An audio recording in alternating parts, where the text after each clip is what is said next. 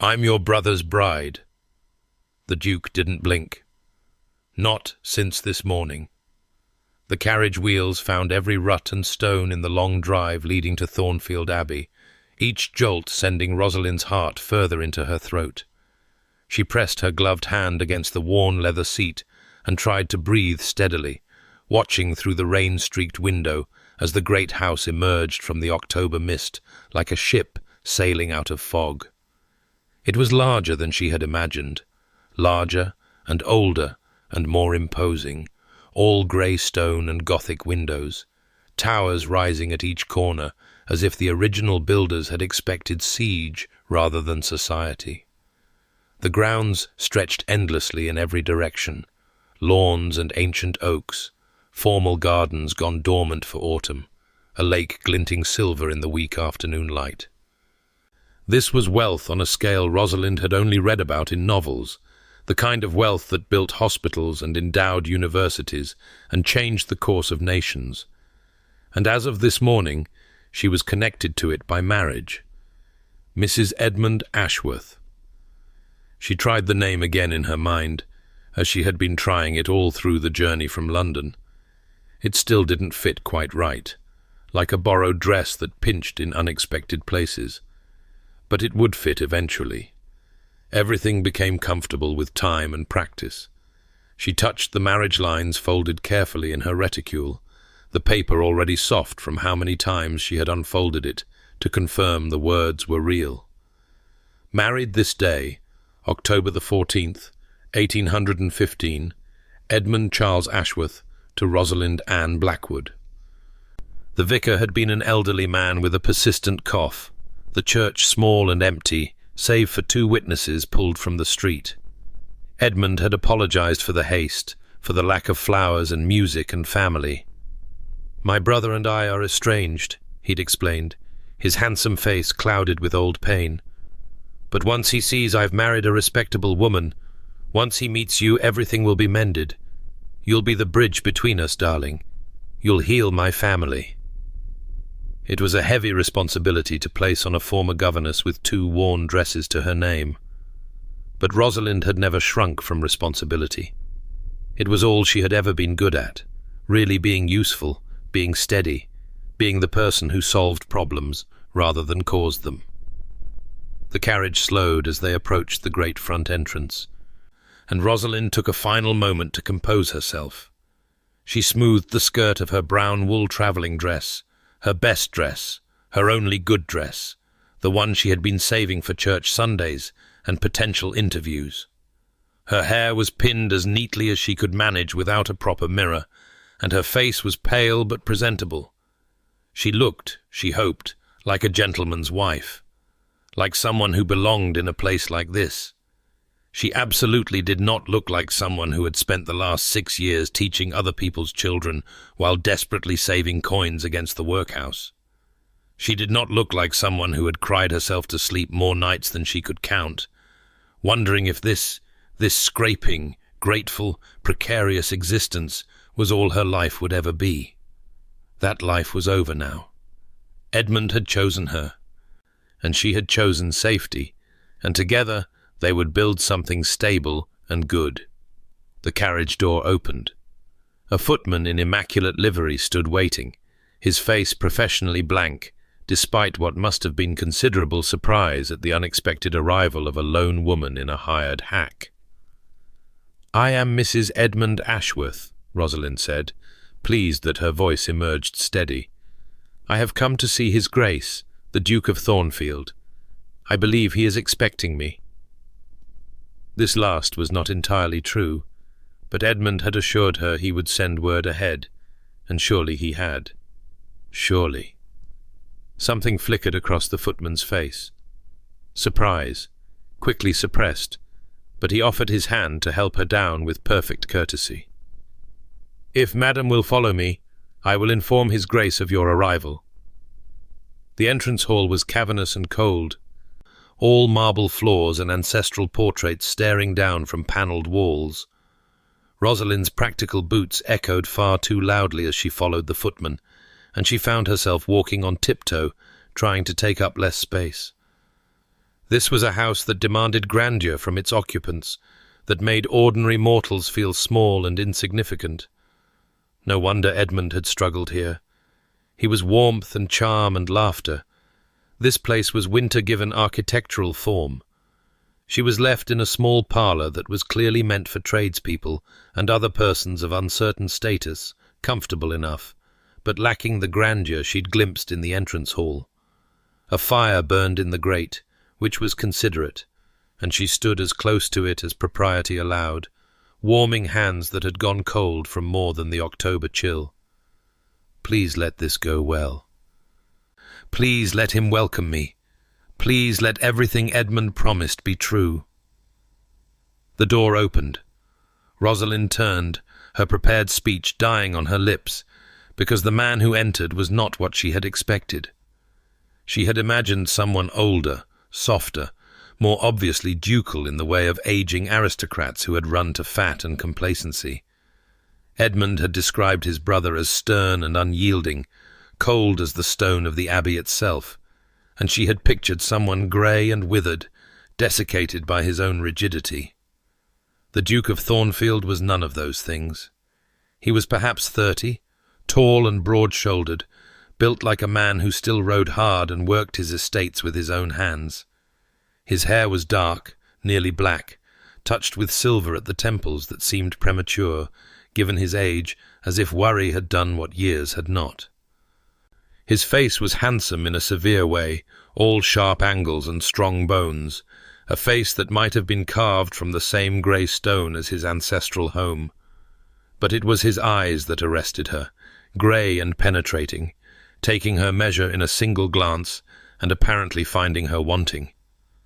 He did not smile. He did not offer any of the social pleasantries that should have smoothed this awkward meeting. He simply looked at her, waiting, and the weight of that gaze made Rosalind feel like a bug pinned beneath glass. "Your Grace." She dropped into her best curtsy, the one she had practiced in her cramped London lodgings until her knees ached. "Thank you for receiving me. I am, that is to say, as of this morning, I have the honour to be—" She drew a breath and forced the words out. "I'm your brother's bride." The Duke didn't blink. "Not since this morning." For a moment, the words made no sense. They were English, certainly, and she understood their individual meanings, but arranged in that order they became incomprehensible. Not since this morning. What could that possibly mean? "I beg your pardon?" "You were my brother's bride for approximately 3 hours," the Duke said, his voice flat and cold as frozen iron. "The marriage was annulled by special petition before noon. The officiant was a defrocked clergyman with no legal authority to perform the ceremony. The license was forged. The witnesses were hired actors. The entire arrangement was, to be blunt, a fraud from beginning to end." The room tilted. Rosalind reached for the back of a chair to steady herself, her fingers closing on carved wood with desperate strength. "That's not possible." I have the marriage lines. It was a proper church, a proper ceremony, a proper fraud." The Duke reached into his coat and withdrew a folded document, which he set on the table between them with damning precision. "My solicitor has been monitoring my brother's activities for some time, given his unfortunate habit of running up debts in my name. When word reached me of his romantic pursuit, I had the matter investigated. The Reverend Bartholomew Crane, if that is even his name, was stripped of his orders in 1811 for performing irregular marriages. The church where you were married has been deconsecrated for years. The entire production was a theatrical performance, Miss Blackwood, and you were the only member of the audience." Miss Blackwood, not Mrs. Ashworth. The distinction cut like a knife. "No." The word came out as a whisper. "No. Edmund said he told me. Whatever my brother told you was a lie." The Duke's voice held no sympathy, no softening. "The scheme, as I understand it, was elegant in its cruelty.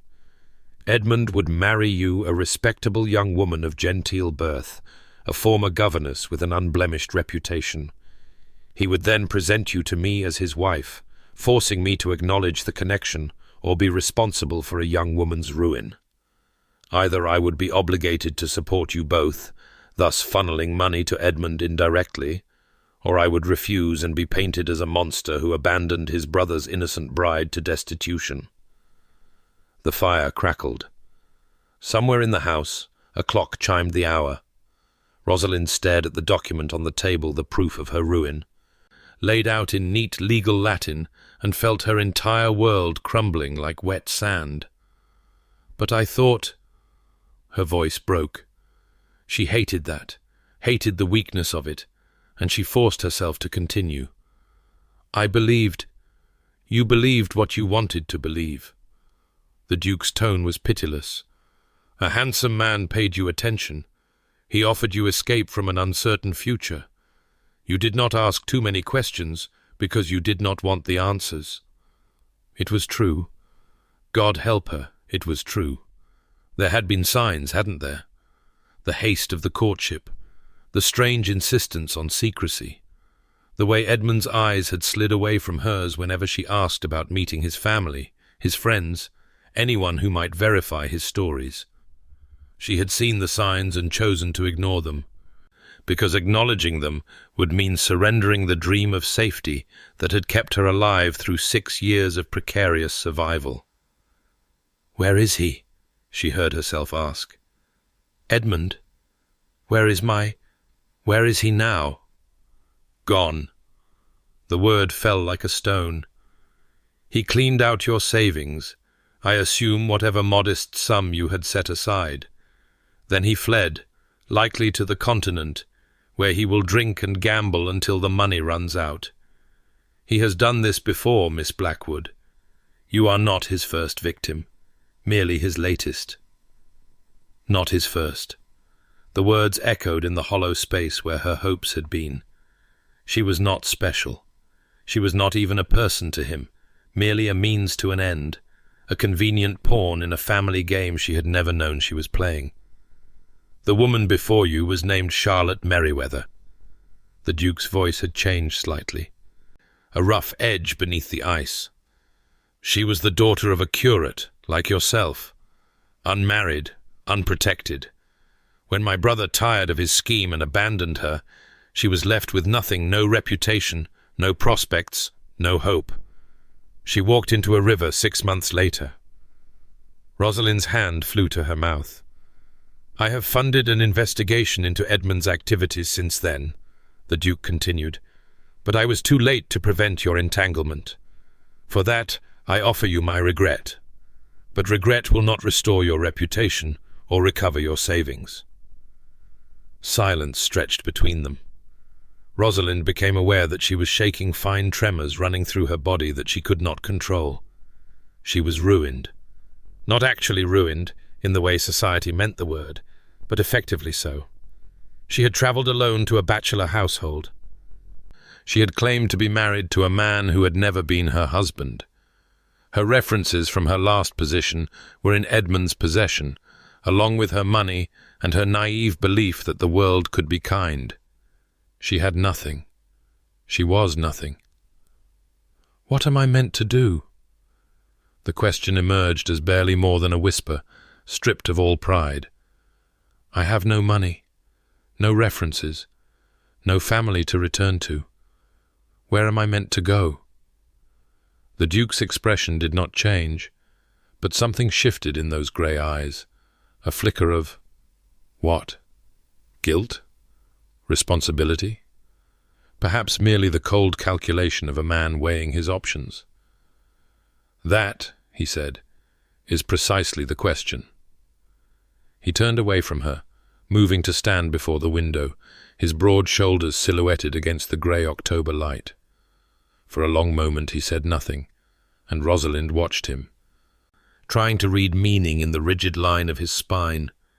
He was not entirely unfeeling, she sensed. The story of Charlotte Merriweather had cost him something to tell, but whatever compassion he possessed was buried deep, armoured against access. "Sit down," he said finally, without turning. before you collapse and cause a scene." It was not a kind invitation, but Rosalind's knees were threatening to buckle, and she sank into the nearest chair with profound relief. The fire's warmth reached her, slowly thawing the ice that had formed in her veins. She was still ruined. She was still alone. But she was warm and seated, and not yet thrown out into the rain. "I am responsible for this situation." The Duke's voice was quiet, almost thoughtful, as if he were working through a problem. "Not directly, but my failure to control my brother's activities has resulted in harm to an innocent person. Justice would suggest that some form of restitution is owed. I don't want charity." The words came out sharper than she intended, but she meant them. "I've never taken charity in my life. I've worked for everything I have, everything I had. I won't become some pensioner, living off guilt money because your brother is a monster." The Duke turned at that, and for the first time, something like interest crossed his features. "What would you have then, Miss Blackwood, if not charity?" "Employment." The answer came immediately, without thought, because it was the only answer she had ever known. "I was a governess before Edmund, before I made my error. I am well educated, experienced, and capable of references from my position before last, if not from my most recent one. If your Grace knows of any household seeking a governess, I would be grateful for a recommendation." "A recommendation?" The Duke's tone was flat.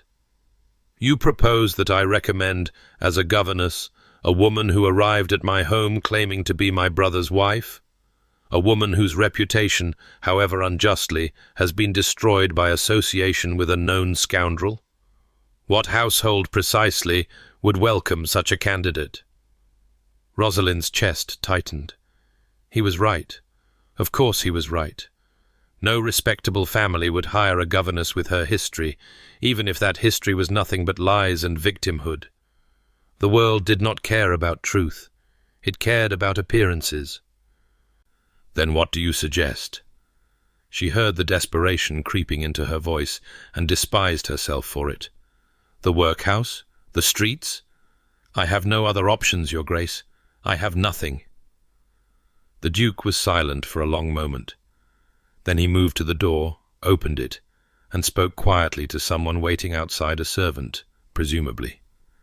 When he closed it again, his expression had shifted, become more businesslike. "My sister died 3 years ago," he said, the words clipped and efficient. "She left behind a daughter, Patience, who has been in my care since. The child is 8 years old, intelligent, and entirely ungovernable. She has driven away 4 governesses in as many months.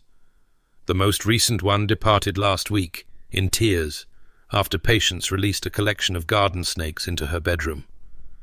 Despite everything, a flicker of something that might have been amusement crossed Rosalind's face.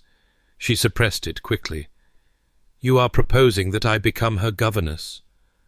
I am proposing that you accept a position for which you are qualified, in a household where your history is already known, and therefore cannot be used against you." The Duke's tone remained coolly practical. "You would have room and board, a reasonable salary, and the protection of this household's name. In exchange, you would care for my niece, and speak to no one of the circumstances of your arrival.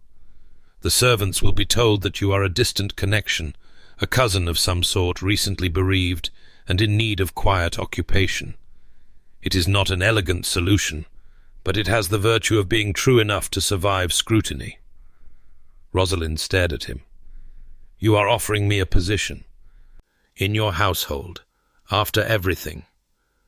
I am offering you a means of survival that does not require charity or sacrifice of dignity." A pause. "Though I will warn you that Patience has broken stronger spirits than yours. If you accept, you must understand that I will expect genuine effort, not mere presence. The child has suffered enough loss without adding another false attachment to her account." It was not kindness. It was not even sympathy. It was cold pragmatism, the clearing of an account that had never been his to carry. But it was also a lifeline, thrown to a drowning woman who had no right to expect rescue. "Why?" Rosalind heard herself ask. "Why offer me anything at all? You could turn me out. No one would blame you. I'm nothing to you, less than nothing. Just another of your brother's messes to be cleaned up and forgotten." The Duke's jaw tightened. For a moment she thought she had pushed too far, that he would rescind the offer and cast her out into the October rain where she belonged. "Charlotte Merriweather was 22 years old," he said quietly. "She had a younger brother who worshipped her, and a mother who never recovered from the loss. I paid for her funeral because my brother would not. I gave money to her family because it was the least I could do, the very least, and it was not nearly enough." He met her eyes, and for the first time she saw something human in those grey depths. "I will not have another woman's ruin on my conscience, because Edmund cannot be controlled. You may call it guilt if you wish. I call it responsibility." Rosalind's throat ached. She wanted to hate him for his coldness, his judgmental assumptions about her motives, the way he had laid out her failures with surgical precision. But she could not hate a man who blamed himself for his brother's sins, who paid for strangers' funerals, who carried the weight of dead women's ghosts. "I accept," she said. "The position. I accept." "Good." The Duke nodded once, briskly, as if concluding a business transaction. "Mrs. Crawford, our housekeeper, will show you to your quarters and explain the household arrangements. Dinner is served at 7. You will take your meals in the nursery with Patience until further notice. You will have Sundays free and every second Wednesday afternoon.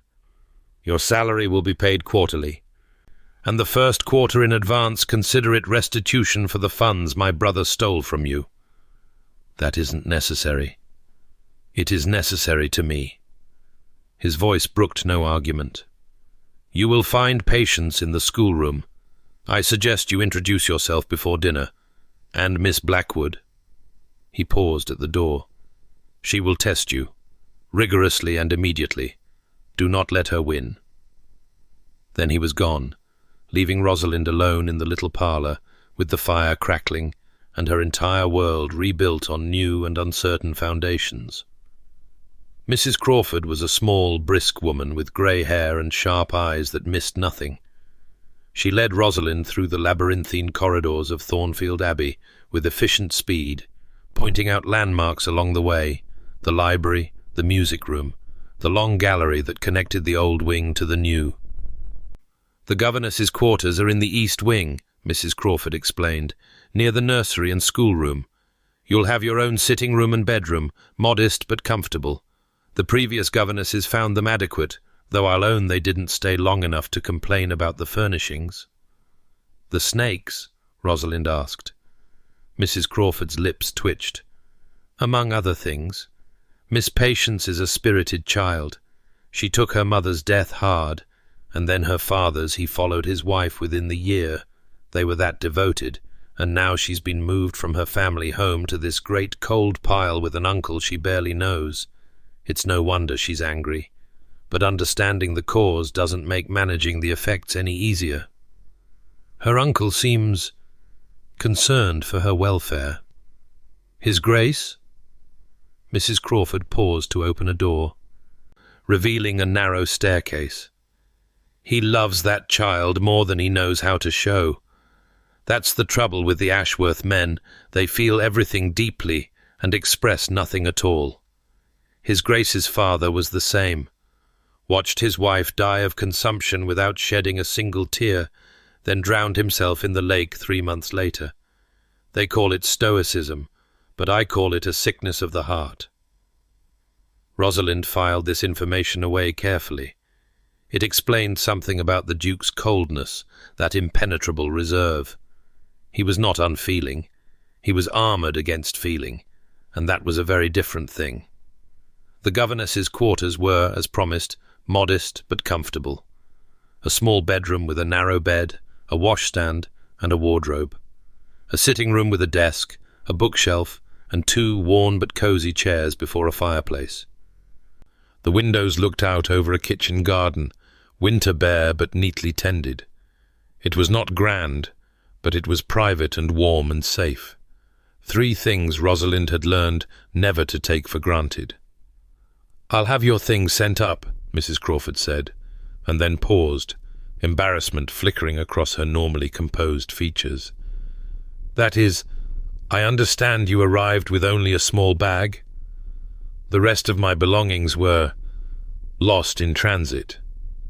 The lie came easily, smoother than the truth. "I'm afraid I have very little with me." "Well," Mrs. Crawford's voice softened, "we'll see what can be done about that. The previous governesses left behind a few things that might be altered to fit. You're a sensible size, at least." Rosalind's throat tightened at this unexpected kindness. "Thank you, Mrs. Crawford." "Don't thank me yet. You haven't met Miss Patience." The housekeeper moved toward the door.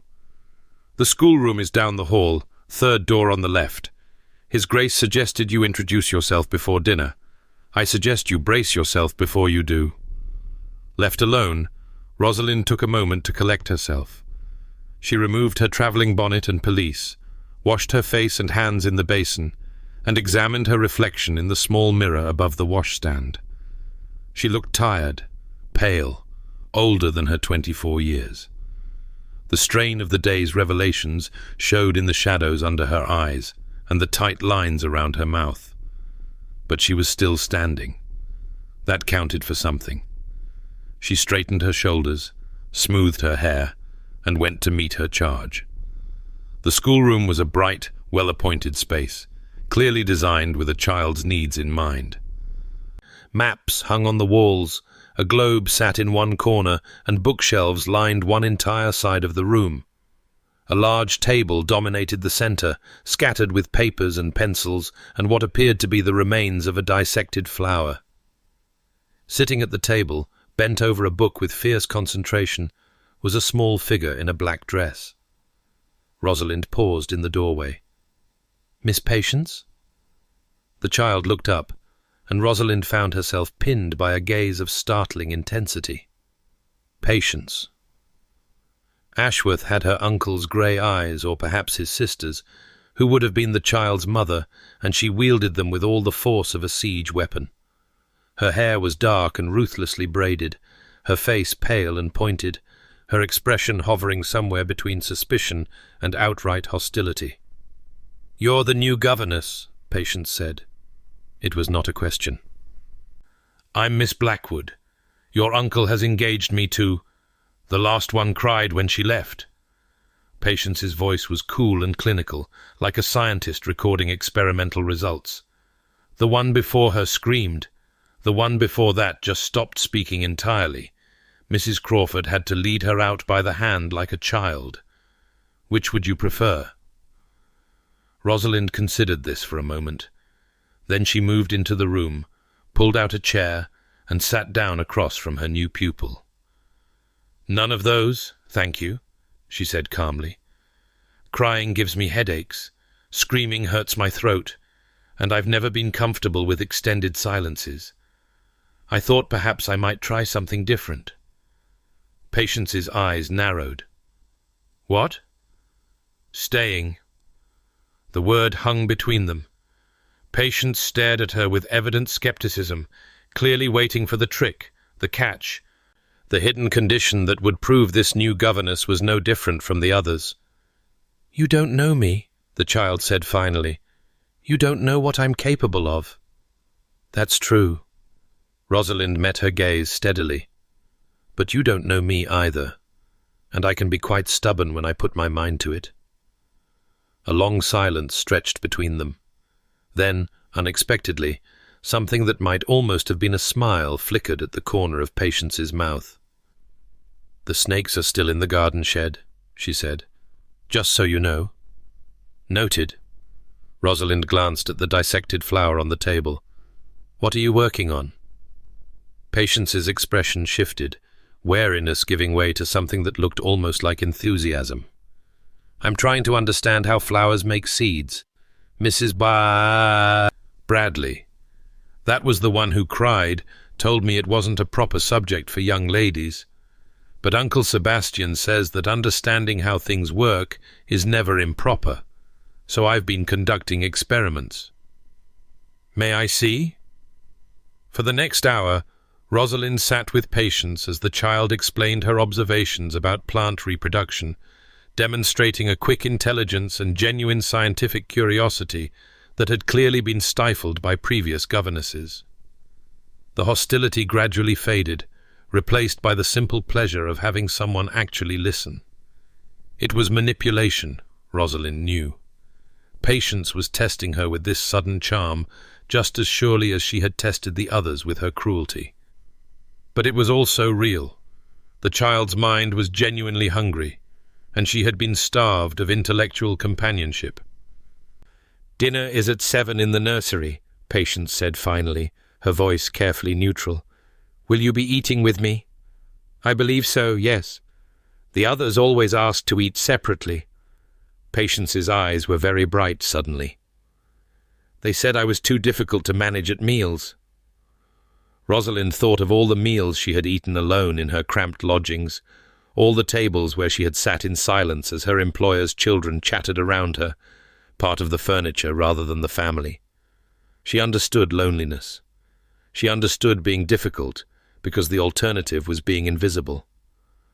"I prefer company," she said. "Even difficult company." Patience stared at her for a long moment. Then she nodded, once, and returned to her book. It was not acceptance. It was not trust. But it was a beginning. The days that followed settled into a tentative rhythm.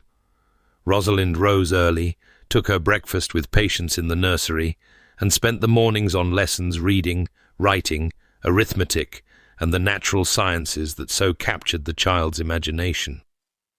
Afternoons were devoted to drawing and music. Patience had talent for neither but gamely attempted both, or, when weather permitted, walks on the grounds. The Duke was rarely visible during these early days, closeted in his study with estate business or riding out to visit tenants. But Rosalind was aware of him, a presence felt rather than seen, his authority permeating every corner of the great house. Servants spoke of him with a mixture of respect and wariness. Patience mentioned him occasionally with a studied indifference that suggested deeper feelings carefully suppressed. It was on the 5th day that Rosalind first witnessed the Duke with his niece. She had taken Patience to the library after luncheon, hunting for a book on botanical illustration that the child had requested.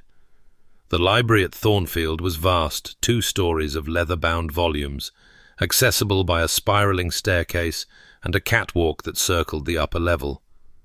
Rosalind had climbed to the upper gallery in search of the natural history section, leaving Patience exploring below. She had just located the book she sought when voices drifted up from below. "You promised." Patience's voice tight with anger. "I said perhaps." The Duke, patient but firm. "Perhaps is not a promise. You said perhaps we could ride together this afternoon. I've been waiting all week. And I have spent all week dealing with a drainage dispute in the South Fields. Tenant farmers do not wait for ducal convenience, Patience. Nothing waits for ducal convenience except me." The child's voice cracked. "You promised you would be different from father. You promised you would have time." Silence. Rosalind held her breath, knowing she should announce her presence, unable to make herself move. "Your father loved you very much." The Duke's voice had changed, roughened somehow. "His absence was not a choice. He chose her.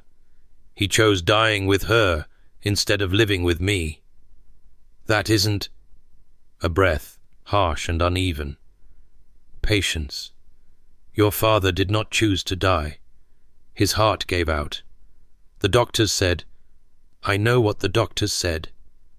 Patience's voice was very small now. "I also know he stopped trying after she was gone. He just stopped."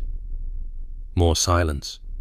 Then, unexpectedly, the sound of movement boots on marble, the rustle of fabric, and when the Duke spoke again, his voice was closer, gentler.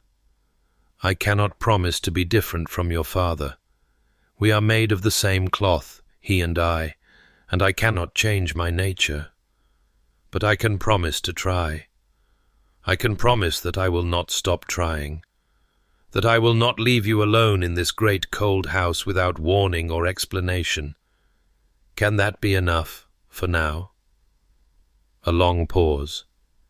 Then, in a voice so quiet Rosalind barely heard it, "For now." "Good." The Duke cleared his throat, and when he spoke again, the familiar coolness had returned.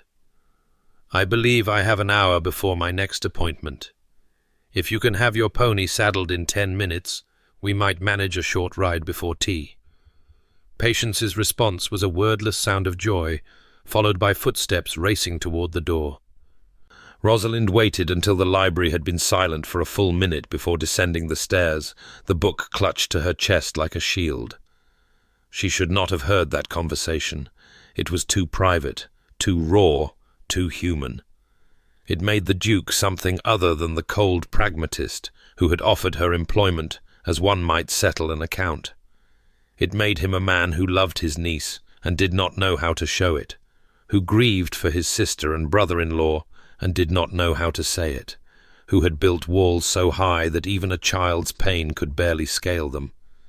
It made him, in short, the kind of man she could not afford to think about. She delivered the book to Patience's room and did not mention what she had overheard. 2 weeks into her employment, Rosalind could not sleep. This was not unusual. Her mind had always been too active for easy rest, churning through problems and possibilities long after her body begged for release. Tonight it was the accounts that kept her awake. She had been reviewing Patience's educational progress, making notes for future lessons, and had somehow found herself calculating the Duke's apparent annual income based on fragments of overheard conversation about rents and harvests. It was none of her business.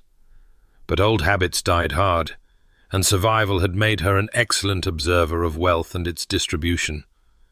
The library would have books that might settle her mind, something dull and improving sermons, perhaps, or agricultural treatises. She pulled a wrapper over her nightgown, took a candle, and made her way through the silent corridors. The library was not empty. A single lamp burned at a desk in the far corner, and behind it sat the Duke, bent over a stack of papers with the intensity of a man fighting a battle against overwhelming odds. He had discarded his coat and cravat. His shirt sleeves were rolled to the elbow, his dark hair dishevelled as if he had been running his hands through it. He looked younger like this, less armoured, human. Rosalind froze in the doorway, torn between retreat and the impropriety of being seen in her nightclothes by her employer. Too late. His head came up, those grey eyes finding her in the candle-lit gloom. "Miss Blackwood." "Your Grace, I apologize. I did not realize the library would be occupied. I will stay." The word came out rougher than he perhaps intended, and he moderated his tone. "That is, you are welcome to use the library. I do not own the night hours." She should leave. Every rule of propriety demanded it. But he looked so tired, and the fire was warm, and she was already compromised beyond repair anyway. "I could not sleep," she said, moving toward the shelves. "I thought reading might help." A common remedy. He returned his attention to his papers, but she could feel his awareness of her presence, a prickle at the back of her neck. "What do you seek?" "Something dull. Sermons, perhaps."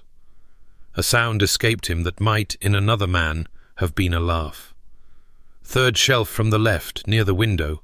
My grandfather's collection, guaranteed to produce unconsciousness within pages." Rosalind found the shelf and selected a volume at random. But instead of retreating to her room, she found herself lingering, drawn by curiosity and something else she did not care to name. "May I ask what keeps your Grace awake at such an hour?" He looked up again, and this time there was a flicker of something surprised, perhaps, that she would dare the question. Then his shoulders dropped slightly, the tension easing a fraction. A dispute with my steward over crop rotation.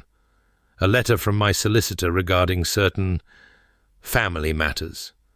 3 invitations to social events I have no desire to attend and cannot reasonably refuse. The usual burdens of position.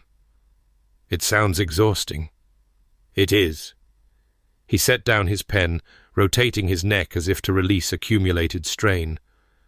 But there is no one else to carry it. My father died when I was 24. Edmund has never been capable of responsibility, and my sister— He stopped abruptly.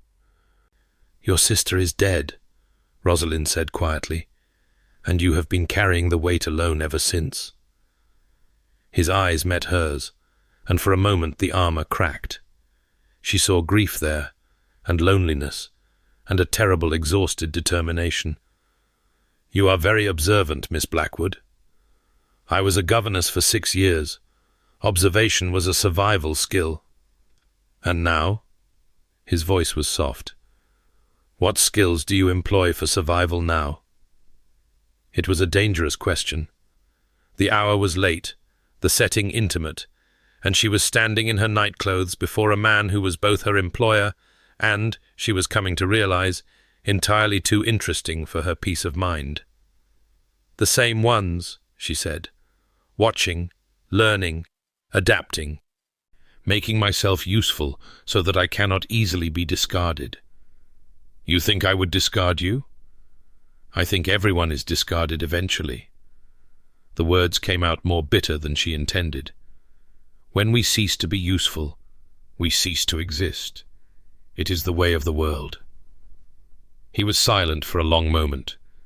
Then he rose from his desk and moved toward her, stopping at a distance that was proper, but felt far too close. "My brother told you that you were useful," he said quietly. "Useful for his schemes, his manipulations, his selfish ends. He made you believe that utility was your only value." Rosalind's breath caught. "That isn't— It is exactly what happened. I have seen it before, not with Edmund, but with men like him. They find women who have been taught that service is survival, that their worth lies only in what they can provide for others. And they exploit that belief until there is nothing left." "You speak as if you know me." Her voice came out steadier than she felt. "We have barely exchanged a dozen sentences." "I know what I have observed." His grey eyes held hers, refusing to let her look away. "I know that you arrived at this house expecting to be thrown out, and when you were offered employment instead, your first instinct was to refuse anything that smelled of charity. I know that you have spent 2 weeks making yourself indispensable to my niece, not through manipulation, but through genuine care. I know that you sit up late at night calculating accounts that are not your concern, because understanding a household's finances is another form of self-protection." Rosalind's cheeks burned. "You have been watching me." "I watch everything that happens in my house. It is my responsibility." A pause. "And yes, I have been watching you." The confession hung between them, weighted with meaning neither of them was prepared to address. Rosalind clutched her book of sermons like a shield, acutely aware of the thin fabric of her wrapper, the loose fall of her hair, the dangerous intimacy of this midnight encounter. "I should go," she said. "You should." But he did not move, and neither did she. "Your Grace." "Sebastian." The name came out rough, almost unwilling. "When we are alone like this, in the small hours when the house sleeps, you may call me Sebastian, if you wish." It was an invitation she should refuse. Familiarity led to attachment, and attachment led to pain, and she had suffered enough pain to last several lifetimes. But he looked so tired, so alone. So like the man in the library with his niece, awkwardly trying to connect across walls he had spent years building. "Sebastian," she said softly, You should sleep. The disputes and letters will wait until morning." Something shifted in his expression. Surprise, perhaps, or something warmer. "Is that an order, Miss Blackwood?" "Rosalind." The name escaped before she could stop it. "Fair is fair." "Rosalind." He said it like he was tasting it, testing the shape of it on his tongue. "A good name. Strong. It was my grandmother's. Then I hope you will live up to it." He stepped back, finally, creating distance where there had been dangerous proximity. "Good night, Rosalind. I hope the sermons provide the tedium you seek." She fled then, clutching her book and her candle and the memory of her name in his mouth. But she did not read the sermons that night. She lay awake instead, staring at the ceiling of her modest room, and thought about grey eyes and tired shoulders, and the way a cold man could suddenly seem warm. She was in trouble. She knew it with the bone-deep certainty of a woman who had survived by recognizing danger. But for the first time in longer than she could remember, she was not sure she wanted to escape. On her way back to her room, something made Rosalind pause in the long gallery. Moonlight streamed through the tall windows, illuminating the portraits that lined the walls, generations of Ashworths, staring down with varying degrees of hauteur and dignity. She found herself drawn to one portrait in particular, hung slightly apart from the formal family groupings. A young man in riding clothes, probably early 20s, with dark hair and grey eyes, and the ghost of a smile playing at the corners of his mouth. He looked nothing like the Duke she had come to know. This man was open, vital, full of an energy that seemed barely contained by the canvas. But it was him. She recognized the line of the jaw, the set of the shoulders, the particular way he held his head. Sebastian Ashworth, before whatever had happened to freeze him into his current form. "What happened to you?" she wondered. "What made you become the man you are now?" She thought of what Mrs. Crawford had said about the Ashworth men, how they felt everything deeply and expressed nothing at all.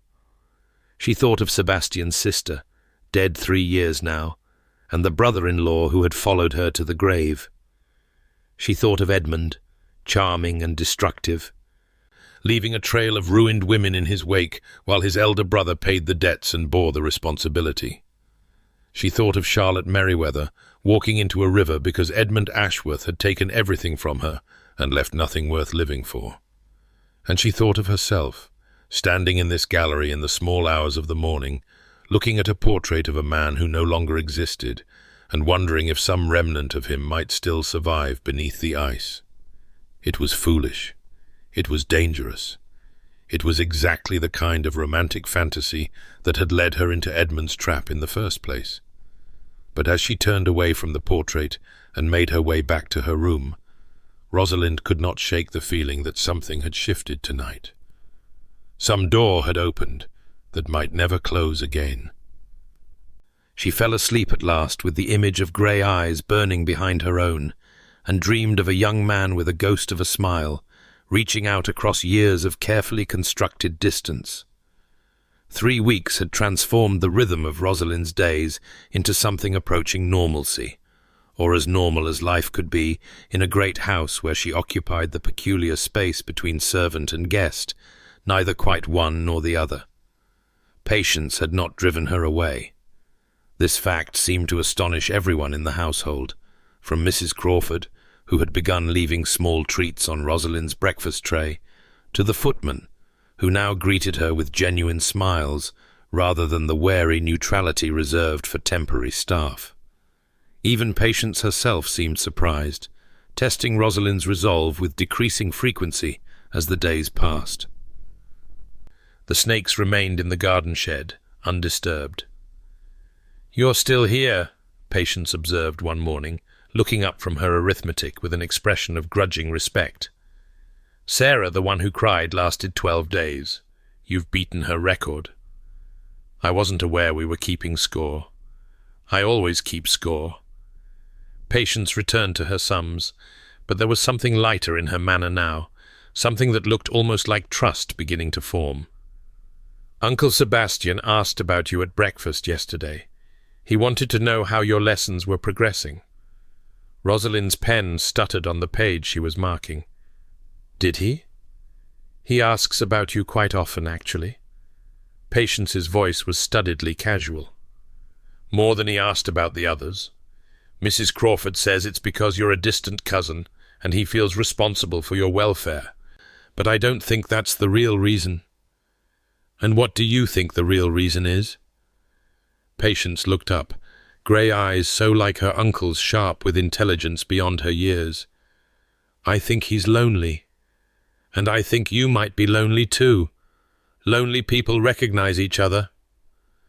The observation struck too close to the truth. Rosalind busied herself with the marking, unwilling to let an 8-year-old see how accurately she had hit the mark. Your arithmetic is improving, she said, deliberately changing the subject. You've only made 2 errors on this page. Patience accepted the deflection with the grace of a child who had learned when not to push. But her words lingered in Rosalind's mind long after the lesson ended, a stone dropped into still water that continued to send ripples outward. Lonely people recognize each other. She had been lonely for years, she realized. Even before Edmund, before the false marriage and the shattered illusions, she had been alone in a fundamental way that no amount of employment or occupation could address. Governesses lived in a kind of social purgatory, too educated for the servants' hall, too dependent for the drawing room. She had grown accustomed to isolation, had built her identity around it, had told herself that solitude was strength. But it wasn't strength.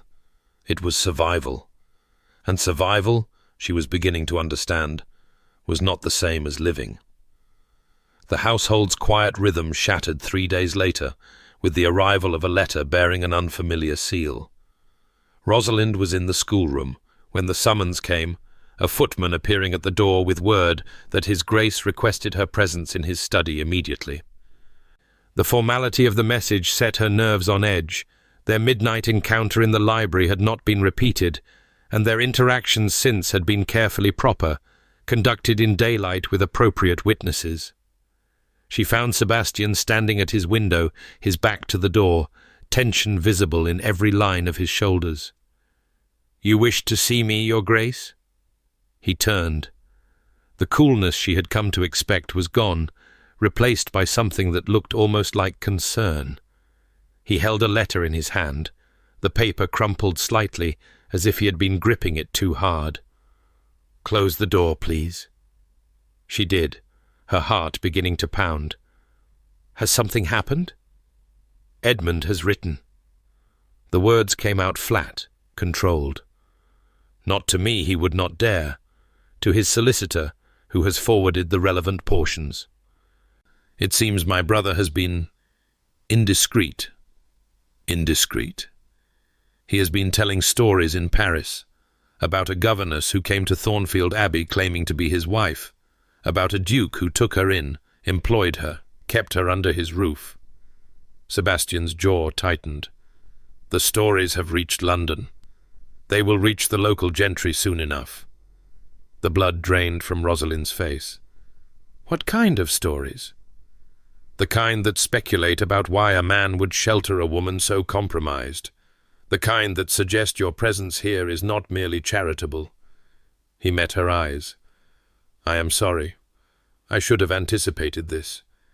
Edmund has always preferred to wound from a distance." Rosalind sank into a chair without asking permission, her legs suddenly unable to support her. She had been so careful, so proper, so determined to rebuild some semblance of respectability from the ruins Edmund had left. And now, with a few careless words in a Parisian salon, he had destroyed even that fragile hope. "What do I do?" she heard herself ask. "Where do I go?" "Nowhere." Sebastian's voice was firm. "You have done nothing wrong. I will not have you driven from this household by gossip and innuendo." "But your reputation—" "My reputation can withstand scandal. I am a duke. We are permitted our eccentricities." A ghost of humor flickered across his features, there and gone. "The question is, how best to protect yours?" "I have no reputation left to protect." The words came out hollow. "Edmund saw to that the moment I set foot in this house. You have a position here, a place, a child who depends on you." Sebastian moved closer, his voice softening. "Patience has begun to heal under your care. I have watched it happening, the anger fading, the trust growing. I will not allow my brother to take that from her, or from you." Rosalind looked up at him, this cold, careful man who kept offering her lifelines when she expected to drown. "Why?" she asked. "Why do you continue to help me? The obligation you felt you discharged it weeks ago. Every day I remain here puts you at greater risk. Yet you keep—" She stopped, unable to find the words for what he kept doing. Protecting her, watching over her, making her feel, for the first time in years, that she mattered as more than a useful pair of hands. "Because it is right." His voice was quiet but certain. "Because Edmund has taken enough. Because—" He stopped, something shifting in his expression. For a moment, she thought he might say more, might finally name the thing that had been growing between them in midnight libraries and accidental glances. But the shutters came down, the armor returning, and when he spoke again his voice was brisk with purpose. "I have sent word to my solicitor. We will address this matter legally if necessary. Edmund's slander can be prosecuted if he continues. In the meantime, I intend to invite several families to the Abbey for a house party next month. Your presence at such an event, in your proper role as Patience's governess, will do much to quiet the rumors." "A house party?" Rosalind stared at him. "You hate social gatherings." "I do." Something that might have been a smile tugged at his mouth. "But I am capable of enduring temporary discomfort for a worthy cause. And there is a secondary benefit. Patience will be required to interact with children her own age. It will be good for her development." It was practical, logical, entirely characteristic of the man she was coming to know. But Rosalind heard what he did not say, that he was willing to open his home to strangers, to endure weeks of social obligation, to put himself through what was clearly a kind of personal torture, all to protect a woman who had no claim on his consideration beyond an accident of his brother's cruelty. "Thank you," she said softly. "Do not thank me yet." His expression darkened. "A house party means eligible young ladies and their matchmaking mothers. I will be hunted like game across my own estate. If you have any gratitude, you might consider serving as a distraction." "A distraction?" "If I am seen paying attention to the governess, even in the most innocent way, it may discourage the more aggressive pursuit." His eyes met hers, and something electric passed between them. "Unless you object to being used as a shield." She should object. The arrangement he proposed would only fuel the rumors they were trying to quiet. But the alternative, watching him be pursued by simpering debutantes while she stood in the shadows, was somehow worse. "I am at your Grace's service," she said, and if her voice emerged slightly breathless, she chose not to examine why. The preparations for the house party consumed the following weeks. Mrs. Crawford bustled through the house like a general marshalling forces, organizing cleaning crews and menu planning and the 1,000 details that went into hosting members of the gentry.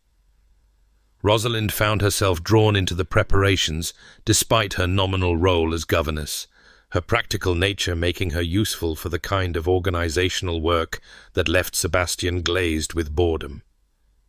"You have a talent for this," he observed one evening, reviewing her neatly organized lists of room assignments and dietary requirements. They had fallen into the habit of meeting in his study after Patience was abed, ostensibly to discuss the child's progress, but increasingly to simply talk. "The army could use you. I spent 6 years managing nurseries full of children who did not wish to be managed. A house party is merely a different scale of chaos. A significantly larger scale." He set down the papers. leaning back in his chair with a weariness that had become familiar to her. 23 guests, not counting their personal servants. My household will double in size overnight. You could cancel, say you've taken ill, and give Edmund the satisfaction of knowing his rumours have achieved their purpose. Sebastian shook his head. No. We face this head-on and emerge victorious. It is the only way. You speak of it like a military campaign. Social events are merely warfare conducted with tea and pleasantries.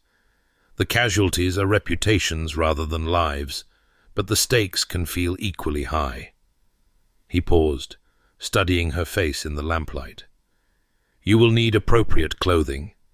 The things you have are suitable for the schoolroom, but if you are to appear at any of the entertainments, I cannot afford new clothing. I can. He held up a hand to forestall her protest. Consider it a necessary expense. If you are to serve as my distraction, you must be sufficiently distracting.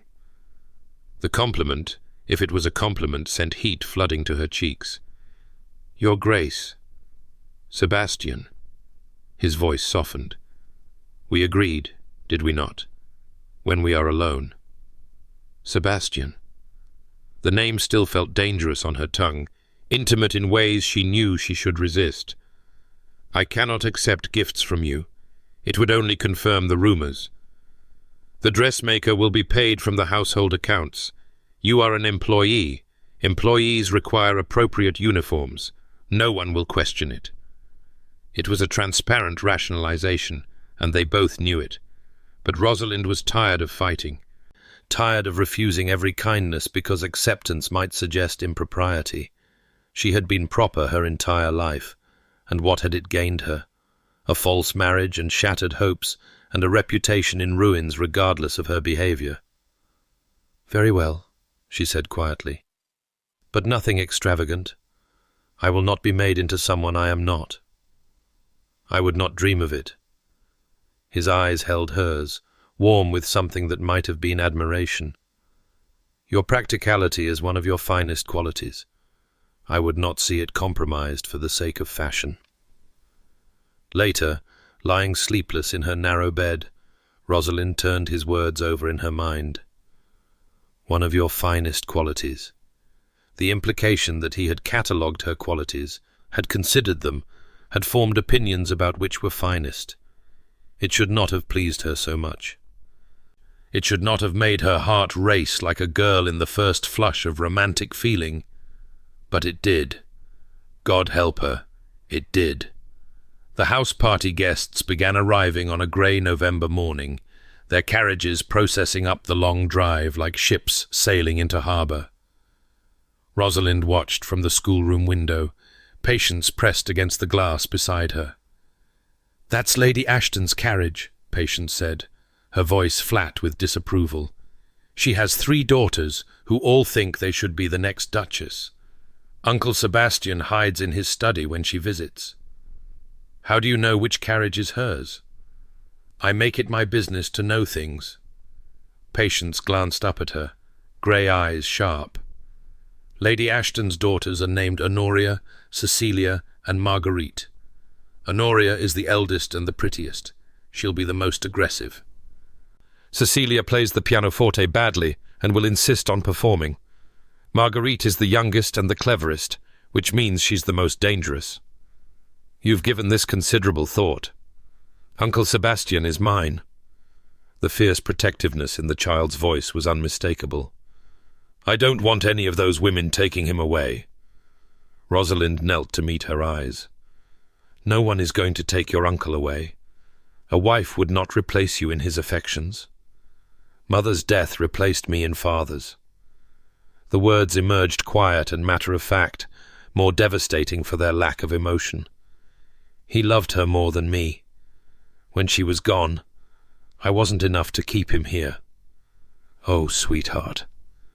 Rosalind gathered the child into her arms, feeling the small body stiffen, and then, gradually, relax against her. Your father's death was not about you. His heart was broken, literally broken, and no amount of love could have mended it. But your uncle is made of stronger stuff. He will not leave you. How do you know? Because I've seen how he looks at you. Rosalind pulled back to meet Patience's tear-bright eyes. And because I've seen the portrait of him as a young man. He was warm once, open once. That person is still in there somewhere. You help him remember that. Do you? Patience asked quietly.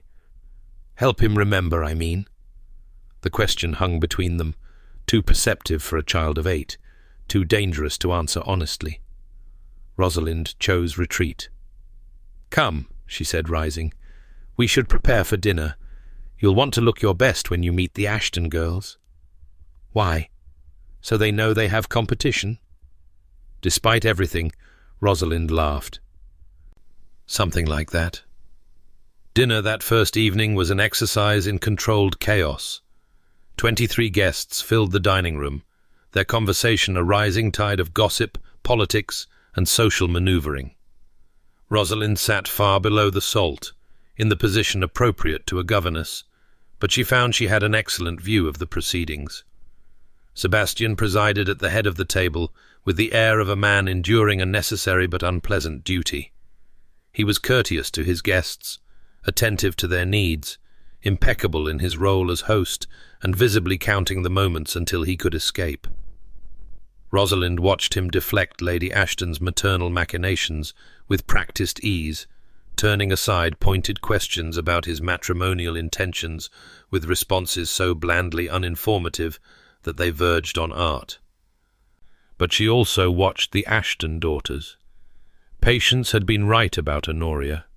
She was beautiful in a cold, classical way, and she pursued Sebastian with the single-minded determination of a huntress. Every time he turned away, she found a reason to draw his attention back. Every time he spoke to another lady, she contrived to interrupt with some witty observation. And Marguerite, the clever one, watched it all with calculating eyes, clearly gathering information for use in some future campaign. "You're staring." Rosalind startled. The woman beside her, a Mrs. Pemberton, wife of a local baronet, was watching her with an expression that fell somewhere between amusement and knowing speculation. "I beg your pardon?" "At his grace. You've been staring at him throughout the fish course."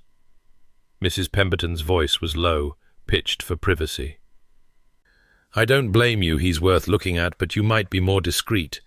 The Ashton woman has already noticed." Rosalind felt her cheeks flame. "I was merely— You were watching him the way a woman watches a man she wants but cannot have." Mrs. Pemberton's tone softened. "I know that look. I wore it myself once, before I learned to settle for what was possible." "I have settled for what is possible." Rosalind's voice came out sharper than she intended. "I am a governess.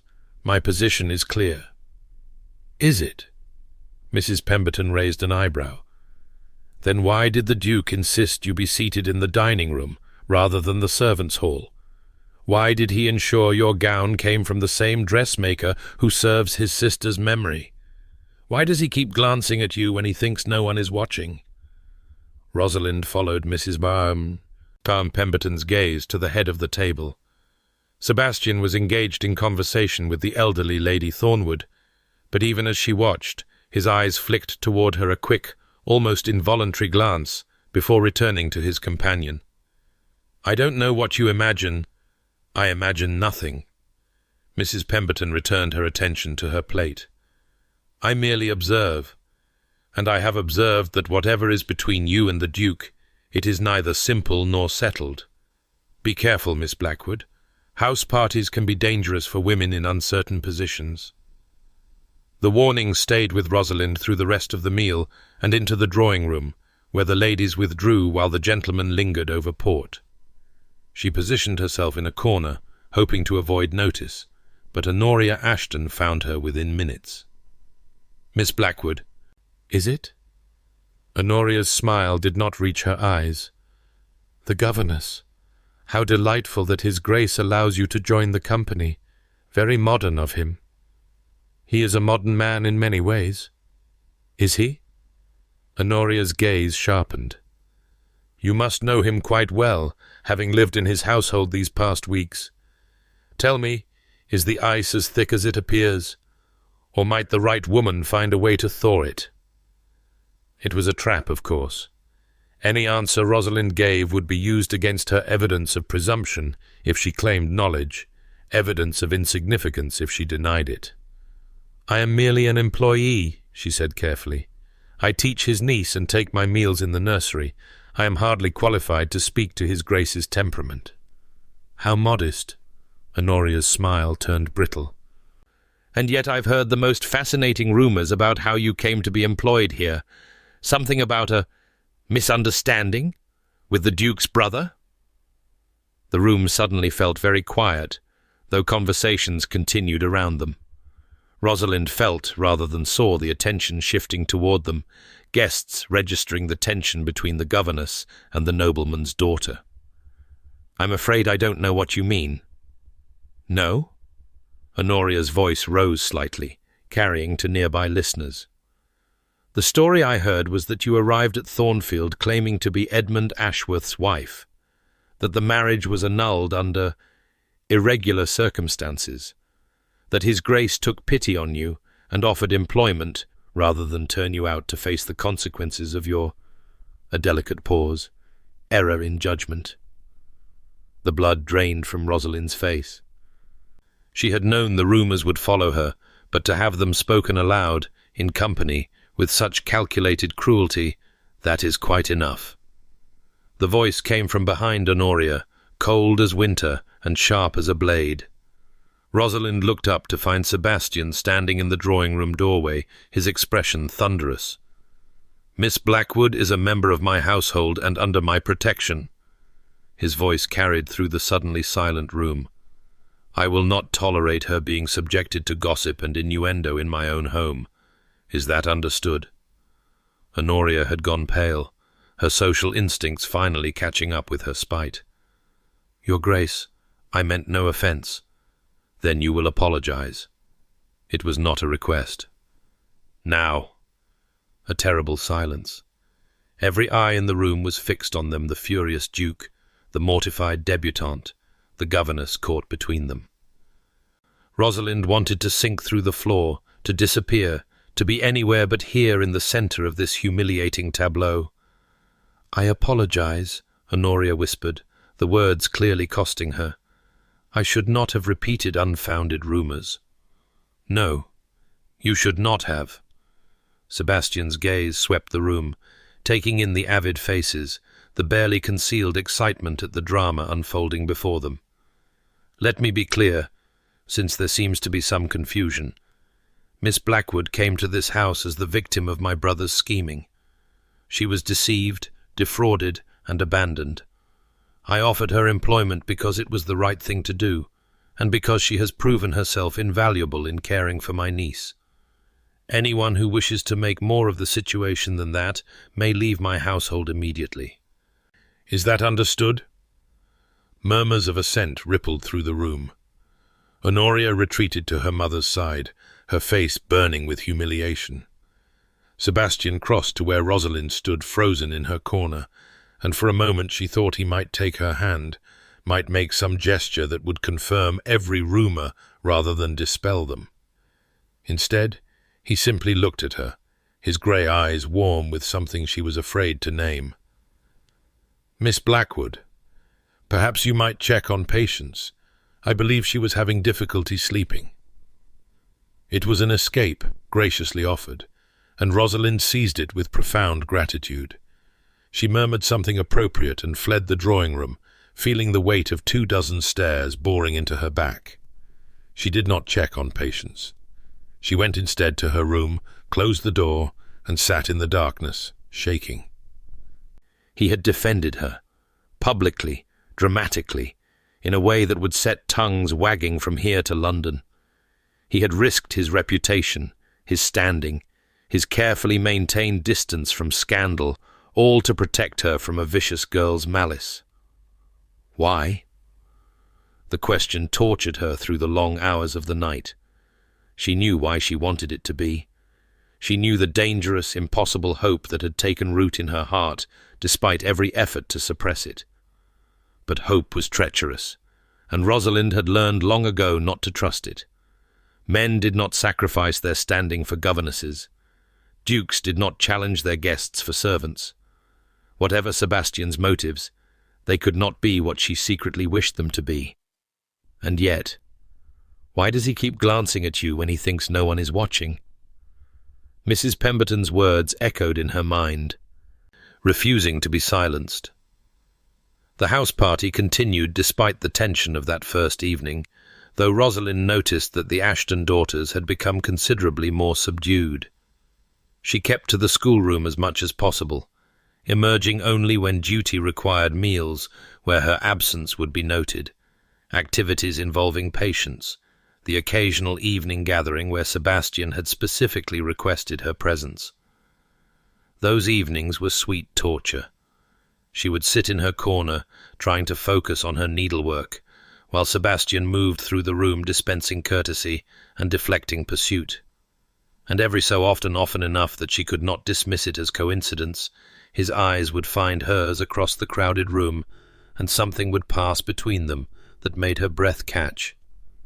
It was on the fifth night that everything changed. The party had gathered in the music room for an evening of amateur performance. Cecilia Ashton had just finished murdering a Mozart sonata, to polite applause that did nothing to disguise the collective relief at her conclusion. Other guests took their turns at the pianoforte, some competent, some merely enthusiastic, until the evening's entertainment wound down to comfortable conversation and cards. Rosalind had retreated to her usual corner when Sebastian appeared at her elbow. "Walk with me." It was not a request, and it was not appropriate, and she should have refused. But the room was stuffy, and her heart was racing, and when he looked at her like that, she found she could refuse him nothing.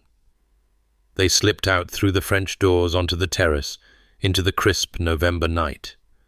The sky was clear, scattered with stars, and their breath made clouds in the cold air.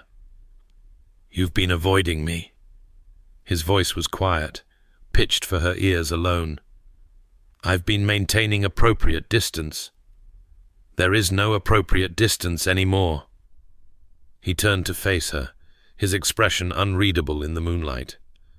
"Not after what happened in the drawing room. The entire county believes I am in love with you." The words hit her like a blow. "And are you?" She had not meant to ask. The question emerged of its own accord, pulled from some desperate place she had tried so hard to keep locked away. Sebastian was silent for a long moment. Then he reached out and took her hand, his fingers warm against her cold ones. "I don't know," he said quietly. "I don't know what I feel.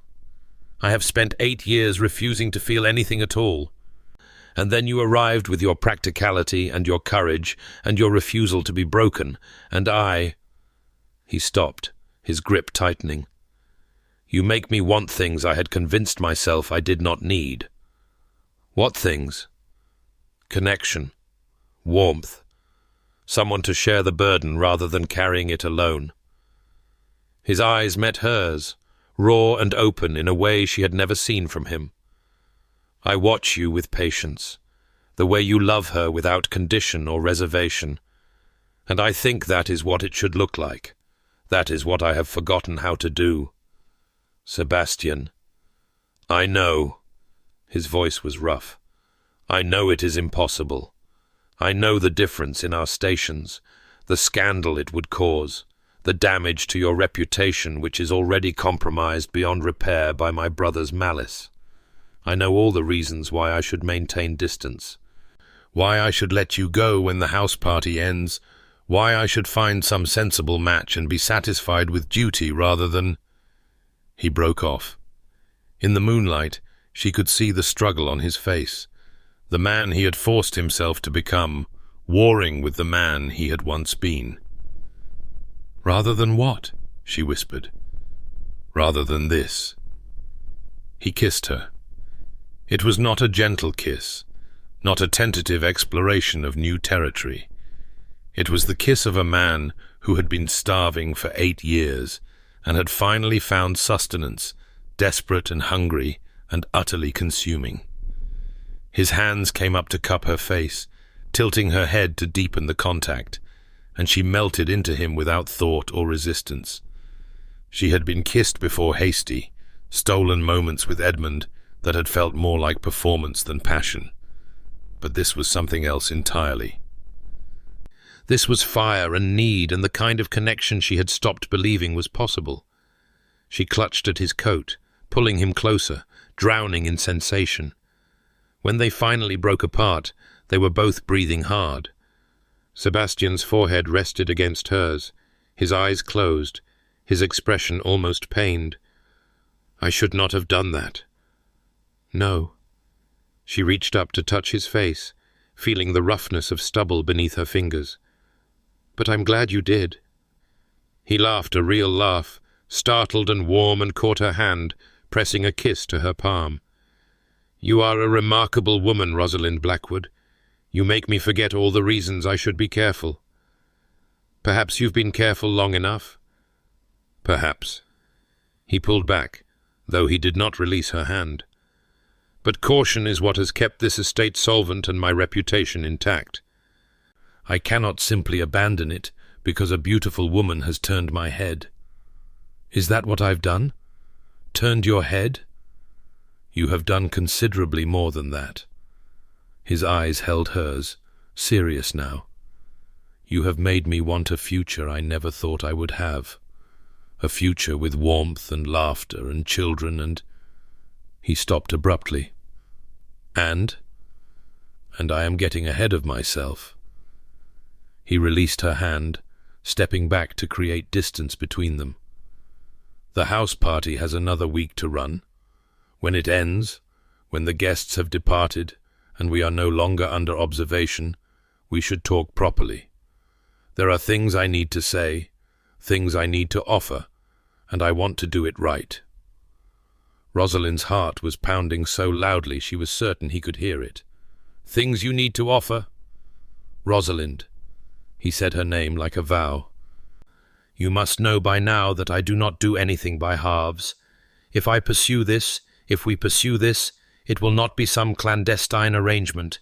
It will be—" He paused, choosing his words. "It will be everything or nothing. I need you to understand that before we go any further." Everything or nothing. The words echoed in her mind, terrifying and exhilarating in equal measure. "I understand." "Good." He offered his arm, formal and proper, as if he had not just kissed her senseless in the moonlight. "Then we should return before our absence is noted. The gossips will have quite enough to discuss without adding fuel to their fire." They re-entered the music room separately, Rosalind first, Sebastian following a few minutes later through a different door. But as she crossed to her corner, she caught Mrs. Pemberton watching her with knowing eyes, and she knew their caution had not been enough. The older woman simply smiled and returned to her conversation, offering no comment. But the message was clear. She had seen, and she knew, and the secret was no longer theirs alone. The final days of the house party passed in a haze of anticipation and anxiety. Rosalind went through the motions of her duties lessons with patience, appearances at meals, polite conversation with guests who seemed increasingly convinced that she was destined to become their hostess. Sebastian maintained appropriate distance in public, but his eyes found hers constantly, speaking a language of promise and patience that made her skin warm and her heart race. And then Edmund arrived. He came without invitation, without warning, sweeping into the entrance hall on the morning of the party's final day, with all the careless charm that had once deceived her so completely. "Brother!" His voice carried through the house, drawing servants and guests alike. "I've come to pay my respects. I hear you've been hosting quite the gathering." Rosalind was descending the main staircase with patience when she heard him. She froze, her hand tightening on the banister, her body suddenly cold despite the warmth of the house. "Miss Blackwood?" Patience looked up at her, worried. "You've gone very pale." "I'm fine." The lie came automatically, even as her mind raced. Edmund was here. Edmund, who had ruined her, abandoned her, spread rumours that had followed her across the country. Edmund, who had stood in a church and promised her forever, knowing it was all a lie. She wanted to flee to her room, to hide until he was gone. But Patience was with her, and Patience needed protection from this man who was, technically, her uncle. "Let's find your Uncle Sebastian," she said, her voice remarkably steady. "I believe he's in his study." But it was too late. Edmund had already spotted them on the stairs, and his smile widened with malicious delight. "Well, well, if it isn't my blushing bride." He started toward them, ignoring the shocked murmurs of the guests who had gathered to witness the commotion. "How delightful to see you again, my dear. I hear you've made yourself quite comfortable in my brother's household." "Mr. Ashworth." Rosalind kept her voice cool, placing herself between Edmund and Patience. "I was not aware you planned to return to England." "Plans change." His eyes raked over her, assessing. "You're looking well. Being a governess must agree with you. Or is it something else that's put such colour in your cheeks?" "That is enough." Sebastian's voice cut through the hall like a blade, and Rosalind nearly collapsed with relief as he emerged from his study. His face was thunderous, his body rigid with controlled fury. "You are not welcome here, Edmund. Leave." "Is that any way to greet your only brother?" Edmund's smile never wavered. "I've merely come to collect what belongs to me." "Nothing here belongs to you." "No?" Edmund's gaze settled on Rosalind with predatory intensity. "Not even the woman I married? The ceremony may have been irregular, but one could argue in certain courts that the intent was binding." "The ceremony was fraudulent." "You know that better than anyone." "I know what my solicitor tells me." Edmund reached into his coat and withdrew a folded document. "And he tells me that certain marriages, even those performed by defrocked clergymen, may be considered valid if both parties entered into them in good faith. Miss Blackwood certainly believed she was married, and I was quite sincere in my affections." The blood drained from Rosalind's face. "That's not possible." "Isn't it?" Edmund's smile turned cruel. "The law is a flexible thing, my dear. Given the right arguments, the right pressure, who knows what a judge might decide? Perhaps Sebastian has failed to mention that I've been in correspondence with several barristers on the subject." Rosalind looked to Sebastian, desperate for reassurance. But his expression had gone carefully blank, the mask he wore when facing circumstances beyond his control. "Whatever game you're playing," Sebastian began. "No game." Edmund cut him off. "A business proposition. You have something I want: money, position, the respectability I've been denied. I have something you want: the guarantee that I will never trouble Miss Blackwood again. Surely we can come to some arrangement." "You're blackmailing me." "I prefer to think of it as negotiating." Edmund's eyes flickered to Rosalind. "Unless, of course, Miss Blackwood would prefer to return with me voluntarily. We could make a fresh start, she and I. Paris is lovely this time of year." "I would sooner die." The words came out fierce and certain, surprising even herself. Something shifted in Edmund's expression, a flash of genuine anger beneath the charm. "Careful, my dear. You may yet have the opportunity." "That is enough." Sebastian moved forward, placing himself between Edmund and the staircase. "You will leave this house immediately. If you attempt to contact Miss Blackwood again, if you pursue this absurd claim of marriage, I will destroy you. Not financially, not socially, personally. Do you understand?" The brothers faced each other across the entrance hall, and for a moment the resemblance between them was striking: the same dark hair, the same sharp features, the same intensity of purpose. But where Sebastian's strength had been forged through responsibility and sacrifice, Edmund's had curdled into something corrupt. You always did protect the strays. Edmund's voice was quiet now, dangerous. Mother, father, our sainted sister, and now the governess who warmed your bed while pretending to teach your niece. Sebastian hit him. It happened so quickly that Rosalind barely registered the movement. One moment the brothers were facing each other. The next Edmund was sprawled on the marble floor, blood streaming from his nose. "Get out!" Sebastian's voice was utterly flat. "If I see you again, I will not stop at one blow." Edmund struggled to his feet, his charm finally cracked, rage twisting his features into something ugly. "You'll regret this," he snarled. "Both of you. I'll see you both destroyed." He was gone within minutes, his hired carriage disappearing down the drive as quickly as it had arrived. But the damage was done. The remaining house party guests had witnessed everything: the accusations, the violence, the barely concealed passion between the Duke and his governess. Rosalind stood frozen on the stairs, Patience pressed against her side, and felt her carefully constructed world crumbling around her. The guests departed that afternoon, fleeing the wreckage of the house party like rats from a sinking ship. Within hours, Thornfield Abbey had emptied of everyone except the family and servants, and silence settled over the great house like a shroud. Rosalind retreated to her room and stayed there, unable to face Sebastian, unable to process what had happened. Edmund's threats echoed in her mind, mixing with the memory of Sebastian's fist, connecting with his brother's face, the raw violence that had lurked beneath his controlled surface. He had defended her again, publicly, violently, irrevocably, and in doing so, he had confirmed every rumor, validated every suspicion, announced to the world that the governess was more to him than an employee. She should leave. The thought circled endlessly through her mind. She should pack her meager belongings and disappear before the scandal destroyed them both.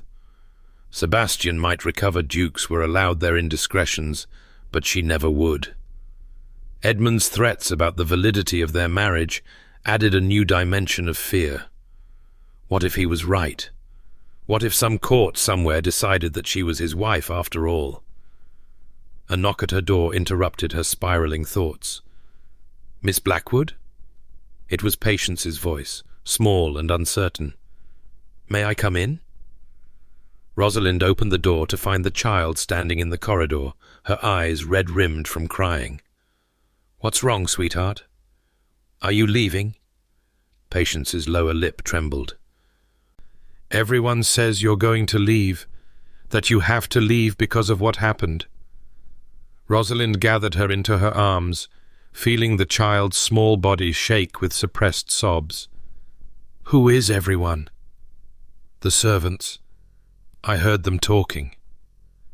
Patience pulled back to meet her eyes. "Please don't go. You're the only one who stayed, the only one who didn't run away."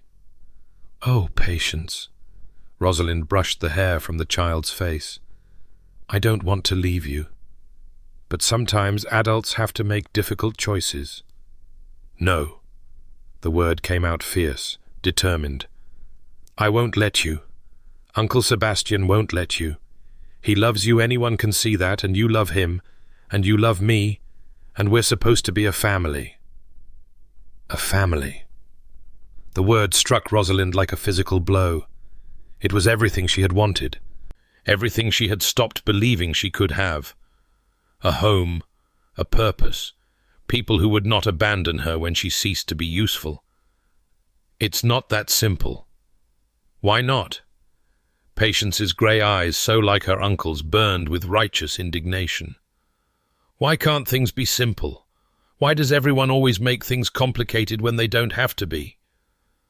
Rosalind opened her mouth to explain, to offer some adult rationale about reputation and scandal and the consequences of poor choices. But the words wouldn't come, because Patience was right, or rather, she was asking the right question. Why did things have to be complicated? What exactly was she protecting by leaving, other than a reputation already in ruins? "Stay here," she said quietly. "I need to speak with your uncle." She found Sebastian in the library, standing before the fire with a glass of brandy untouched in his hand. He turned when she entered, and the raw emotion on his face nearly undid her. "I've drafted a letter of reference," he said, before she could speak. "For when you seek a new position, it speaks to your character and capabilities without... I don't want a letter of reference. Rosalind." His voice was gentle, defeated. "You cannot stay. Not after today. The scandal..." "What scandal?" She moved closer, driven by some force she could not name. "Your brother is a fraud and a blackmailer. Everyone who witnessed today's events knows it. If anything, your defense of me will be seen as honorable a gentleman protecting a woman under his care from a villain's persecution." "That's a generous interpretation."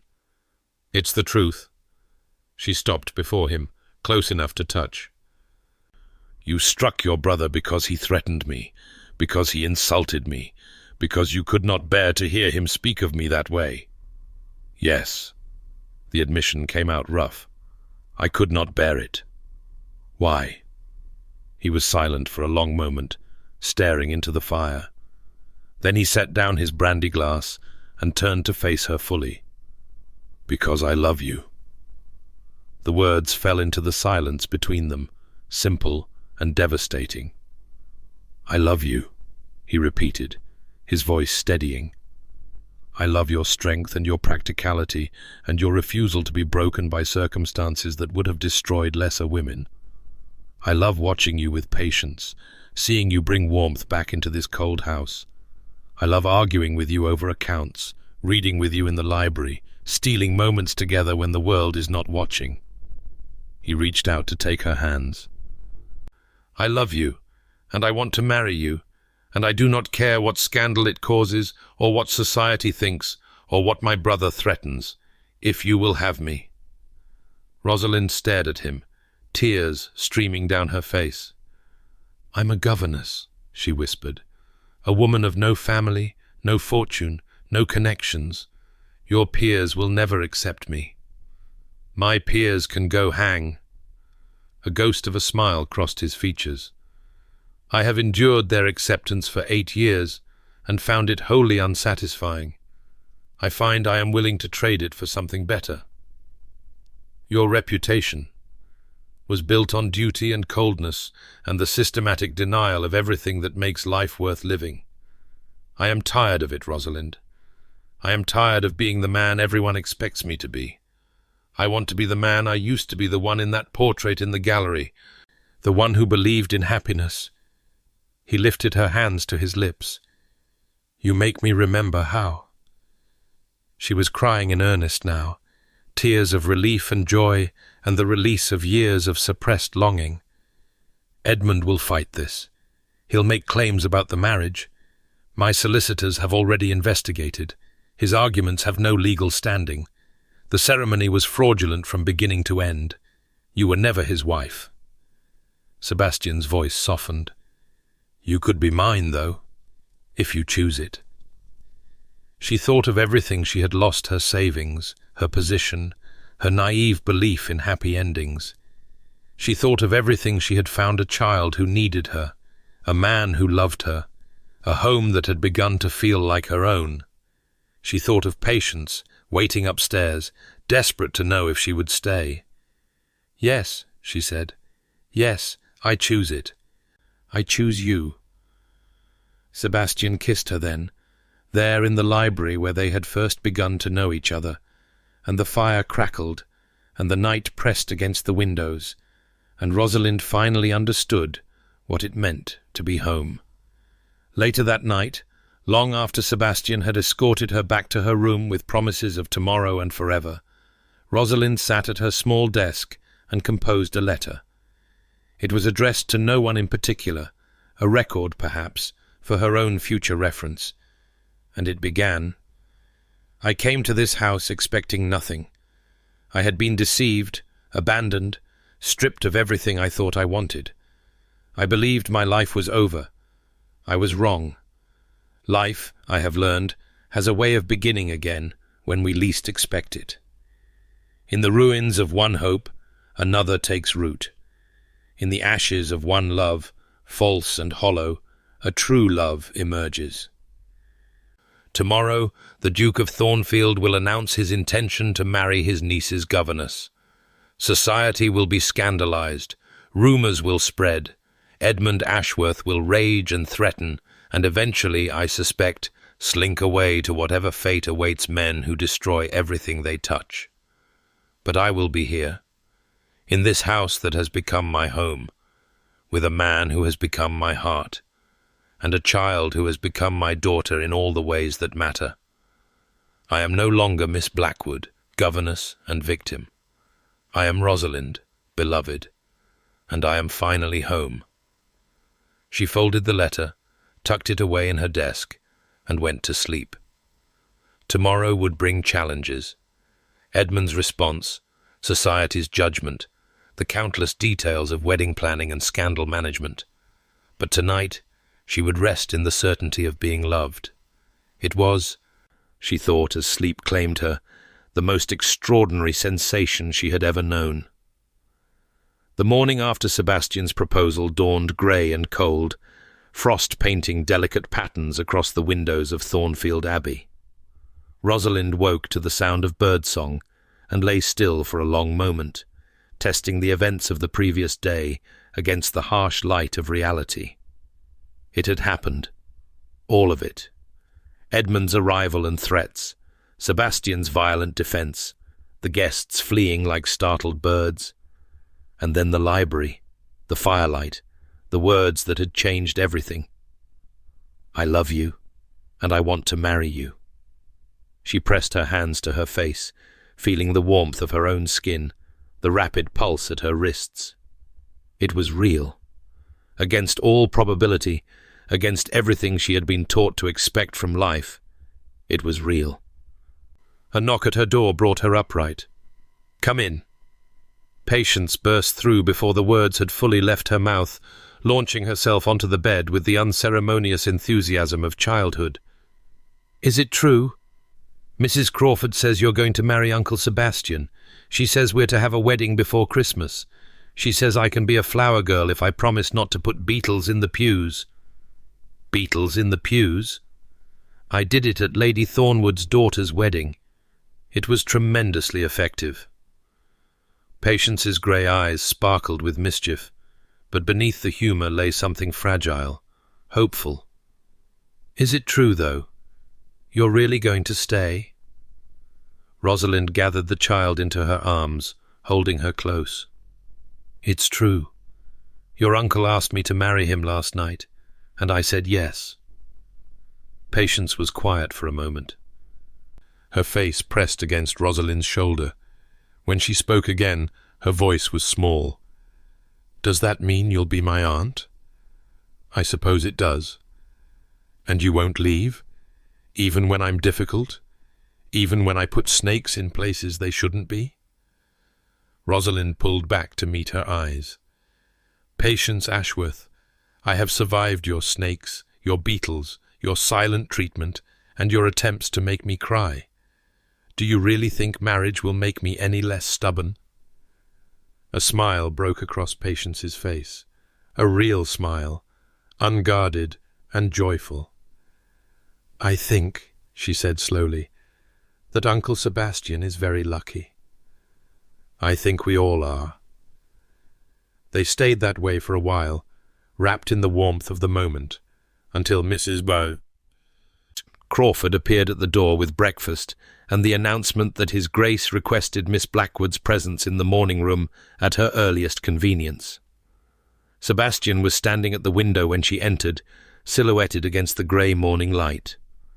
He turned at her approach, and the expression on his face made her breath catch tenderness and uncertainty, and something that looked almost like fear. "I was worried you might have reconsidered." "In the night?" Rosalind crossed to him, taking his hands. "I slept better than I have in years. Whatever doubts might have troubled me, they did not survive the morning." Relief softened his features. "I have been awake since dawn, composing and discarding letters. Announcements must be made, arrangements begun. I find myself uncharacteristically uncertain of how to proceed. That is because you are attempting to manage a wedding as you would manage an estate. She smiled up at him, with lists and schedules and optimal efficiency. But weddings are not drainage disputes, Sebastian. They are celebrations. I have little experience with celebrations. Then we shall learn together. He raised her hands to his lips, pressing a kiss to each palm. I have already written to my solicitor regarding Edmund's threats. The marriage claim has no legal foundation. He was bluffing, as I suspected. But I want the matter settled formally, documented beyond any possibility of future challenge. And Edmund himself? Sebastian's expression hardened. I have offered him a choice, a modest allowance and passage to America, with the understanding that he is never to return to England or contact you again, or I pursue criminal charges for fraud, forgery, and attempted extortion. My solicitors have compiled quite a substantial case. Will he accept the offer? Edmund is many things, but he is not stupid. He knows when he is beaten. Sebastian's jaw tightened. He sailed from Dover this morning. I received word an hour ago. The weight Rosalind had been carrying since Edmund's appearance, the fear that had coiled in her chest like a serpent, finally began to ease. He's gone. He's gone, and he will not trouble us again. She leaned into him, resting her forehead against his chest, feeling the steady beat of his heart beneath her cheek. I thought, when he appeared yesterday, that everything was ruined, that the life we were building would be torn apart before it could truly begin. I would not have allowed that. His arms came around her, holding her close. Whatever Edmund threatened, whatever he attempted, I would have protected you, protected us. By striking your own brother? By any means necessary. His voice was quiet but certain. You are mine now, Rosalind. Mine to protect, mine to cherish, mine to defend against anyone who would harm you. I do not take that responsibility lightly. She pulled back to look at him, this man who had spent 8 years building walls against emotion, who had convinced himself that love was weakness and vulnerability was risk. And yet here he was, laying himself open to her, offering everything he had kept so carefully guarded. I love you, she said. I don't think I've actually said the words yet. I should have last night, but I was so overwhelmed. He silenced her with a kiss, tender and thorough. You said yes, he murmured against her lips. That was eloquence enough. The announcement of the Duke of Thornfield's engagement to his niece's governess sent shockwaves through polite society. Letters arrived at Thornfield Abbey in floods, some congratulatory, some curious, more than a few scandalized. Lady Ashton was said to have taken to her bed for 3 days upon receiving the news, and her daughter Honoria had reportedly thrown a vase at a footman. I confess I find that rather satisfying, Sebastian remarked, reading the latest batch of correspondence with something approaching amusement. Honoria Ashton has been pursuing me since her debut season. The thought of her losing out to a governess must be particularly galling. You should not take pleasure in others' disappointment. Should I not? He looked up at her, one eyebrow raised. This from the woman who smiled quite distinctly when Mrs. Crawford reported that Lady Thornwood had called you that scheming fortune hunter at her Wednesday card party. Rosalind felt her cheeks warm. Lady Thornwood once told patients that orphans should be grateful for any attention they received, even if it came in the form of criticism. I may have harboured some uncharitable feelings toward her since. Then we are both flawed individuals. Sebastian set aside the letters and crossed to where she sat, pulling her to her feet. Well suited in our petty satisfactions. The wedding was set for 3 weeks hence, soon enough to quiet the worst of the gossip, late enough to allow for proper preparations. Rosalind had initially suggested a small, quiet ceremony, mindful of her lack of family and the scandal that surrounded their engagement. But Sebastian had overruled her. "You will be a duchess," he said firmly. "My wife. I will not have our marriage begin with apology or concealment. We will wed in the Abbey Chapel, with witnesses and celebration, and anyone who disapproves may stay home." And so the preparations began in earnest. The Abbey Chapel was cleaned and decorated, flowers ordered despite the season, a wedding breakfast planned that would feed half the county. Mrs. Crawford threw herself into the arrangements with military precision, managing everything from guest lists to menu planning with the efficiency of a general marshalling forces. Through it all, Rosalind found herself pulled in 100 different directions, dress fittings and etiquette lessons and consultations about household management. She was to be a duchess, and duchesses apparently required training. "It is ridiculous," she confessed to Patience one afternoon, collapsing into a chair in the schoolroom after 3 hours with a woman who had been hired to instruct her in proper forms of address. "I have managed households before. I have organized children and servants and difficult personalities. Why must I learn 17 different ways to address a viscountess?" "Because society is ridiculous." Patience looked up from her book with a wise expression far beyond her years. "That's what Mother always said. She hated it, all the rules and the customs and the endless pretending. She said the only genuine people she ever met were the servants and the children." "Your mother sounds like someone I would have liked." "You would have loved her." Patience's voice softened. "And she would have loved you. She always said Uncle Sebastian needed someone to crack him open, someone brave enough to see past the ice." Rosalind reached out to brush a strand of hair from the child's face. "I am not particularly brave." "You stayed." Patience met her eyes. "When everyone else ran away, you stayed. That's braver than anything." The words settled into Rosalind's heart, warming her against the November chill. She had spent so long thinking of survival as mere endurance, the simple act of continuing when everything conspired against her. But perhaps survival was its own form of courage. Perhaps choosing to remain, to hope, to love despite every reason for fear, perhaps that was the bravest thing of all. The week before the wedding brought an unexpected visitor. Rosalind was in the morning room, reviewing seating arrangements with Mrs. Crawford, when a footman appeared to announce that a Mrs. Pemberton had called. "Mrs. Pemberton?" Rosalind looked up in surprise. "From the house party?" "The same, miss. She says she has business with you specifically." Rosalind exchanged a glance with Mrs. Crawford, who shrugged slightly. "Show her in." Mrs. Pemberton entered with the same knowing smile Rosalind remembered from that fateful dinner, her shrewd eyes taking in the morning room's comfortable arrangements with evident approval. "Miss Blackwood, or should I say, the future Duchess." I confess I was not entirely surprised when the announcement arrived, though my husband nearly choked on his breakfast. "Mrs. Pemberton." Rosalind rose to greet her. "I did not expect to see you again."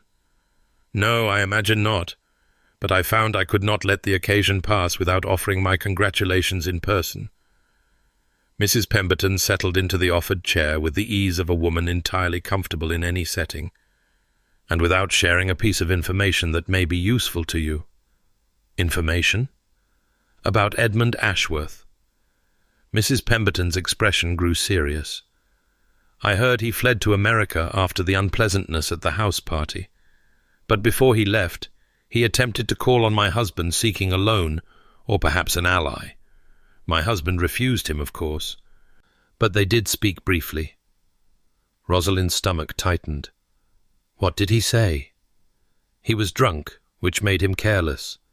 He spoke of you rather ungallantly, I might add, and of his brother, and of his conviction that the Duke's attachment to a governess could not possibly be genuine. He seemed to believe that Sebastian was motivated entirely by guilt and obligation, that once the novelty wore off, he would regret the match." "And you tell me this because?" "Because I want you to know that he is wrong." Mrs. Pemberton leaned forward, her gaze intent. "I watched Sebastian Thornfield at that house party. I watched him watching you. I have been observing men and their behavior for 30 years, Miss Blackwood, and I know the difference between guilt and love. Your Duke loves you, genuinely, deeply, and if I am not mistaken, for the first time in his life." Rosalind felt tears prick at her eyes. "You barely know either of us. I know what I see, and I see a man who has been dead inside for years suddenly coming back to life. I see a woman who has every reason to distrust happiness, finally allowing herself to accept it." Mrs. Pemberton smiled. "I came here today because I wanted you to hear it from someone outside your household. Someone with no reason to flatter or deceive. Sebastian Ashworth loves you. Whatever his brother said, whatever doubts you may harbour, do not let them poison what you are building."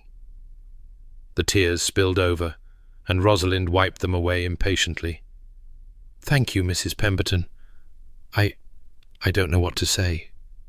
"Say nothing. Just be happy." Mrs. Pemberton rose, smoothing her skirts. "And when you are settled as Duchess, perhaps you might invite me to tea. I find I rather like you, Miss Blackwood. It would be pleasant to have a friend at Thornfield Abbey." After she left, Rosalind sat for a long moment, Mrs. Pemberton's words echoing in her mind. I know the difference between guilt and love. She had been so afraid, in some secret corner of her heart, that Sebastian's feelings were merely an extension of his responsibility, that he had proposed because it was the honourable thing to do, not because he truly wanted her. But Mrs. Pemberton had seen what she had been too close to observe, and her words, offered with the frank certainty of a disinterested witness, finally laid that fear to rest. Sebastian loved her, not from guilt, not from obligation, but truly, genuinely, completely. And in 3 days, she would become his wife. The morning of the wedding dawned clear and cold, the first frost of true winter painting the grounds of Thornfield Abbey in silver and white. Rosalind woke before dawn, too anxious to sleep, and stood at her window watching the sun rise over the distant hills. Today, everything would change. She would walk into the chapel as Miss Blackwood, governess and nobody, and emerge as the Duchess of Thornfield. The transformation still seemed impossible, a fairy tale she had stumbled into by accident rather than a reality she had earned. But it was real. The dress hanging in her wardrobe was real cream silk and Brussels lace, more beautiful than anything she had ever owned. The ring that Sebastian had presented her last week was real, a sapphire surrounded by diamonds, a family heirloom that had belonged to his mother and grandmother before her. The life stretching before her, full of love and purpose and belonging, was real. A knock at her door heralded Patience, who entered in her flower girl dress, pale blue silk, with a sash of deeper sapphire, looking equal parts excited and terrified. "Mrs. Crawford says you have 1 hour before the ceremony. She sent me to make sure you were awake." "I've been awake for hours. So has Uncle Sebastian. I saw him pacing in the library at 5 o'clock this morning. He looked like he might be sick." Despite her own nervousness, Rosalind laughed. "He is not the only one." "You're not having second thoughts?" Patience's voice held a thread of anxiety. "You're not going to run away?" "I am not going to run away." Rosalind crossed to the child, kneeling to meet her eyes. "I am going to walk into that chapel, and I am going to marry your uncle, and then I am going to spend the rest of my life being your aunt and your friend and your teacher. Nothing in this world could make me run away from that." Patience's face crumpled, and she threw her arms around Rosalind's neck. "I'm glad," she whispered. "I'm so glad you stayed." "So am I, sweetheart. So am I." The chapel was filled with candlelight and flowers when Rosalind finally made her way down the aisle, her hand tucked into the arm of the elderly vicar who had agreed to escort her in the absence of any male relatives. The guests were a blur of faces, some friendly, some curious, some clearly skeptical of this unconventional match. But Rosalind barely noticed them. All she could see was Sebastian. He stood at the altar in his finest clothes, his dark hair carefully arranged, his grey eyes fixed on her with an intensity that made her breath catch. And as she drew closer, she saw something she had never expected to see on that controlled, careful face. Tears. The Duke of Thornfield, who had not cried at his parents' funeral, who had maintained perfect composure through every tragedy and trial of his adult life, stood at the altar of his family chapel, with tears streaming openly down his cheeks. "You came," he said, when she reached him, his voice rough with emotion. "I kept thinking, I kept being afraid. I'm here." She reached up to touch his face, wiping away the tears with gentle fingers. "I will always be here." The ceremony passed in a blur of ancient words and solemn vows. Rosalind heard herself promising to love, honour, and cherish. Heard Sebastian's voice break slightly as he pledged the same.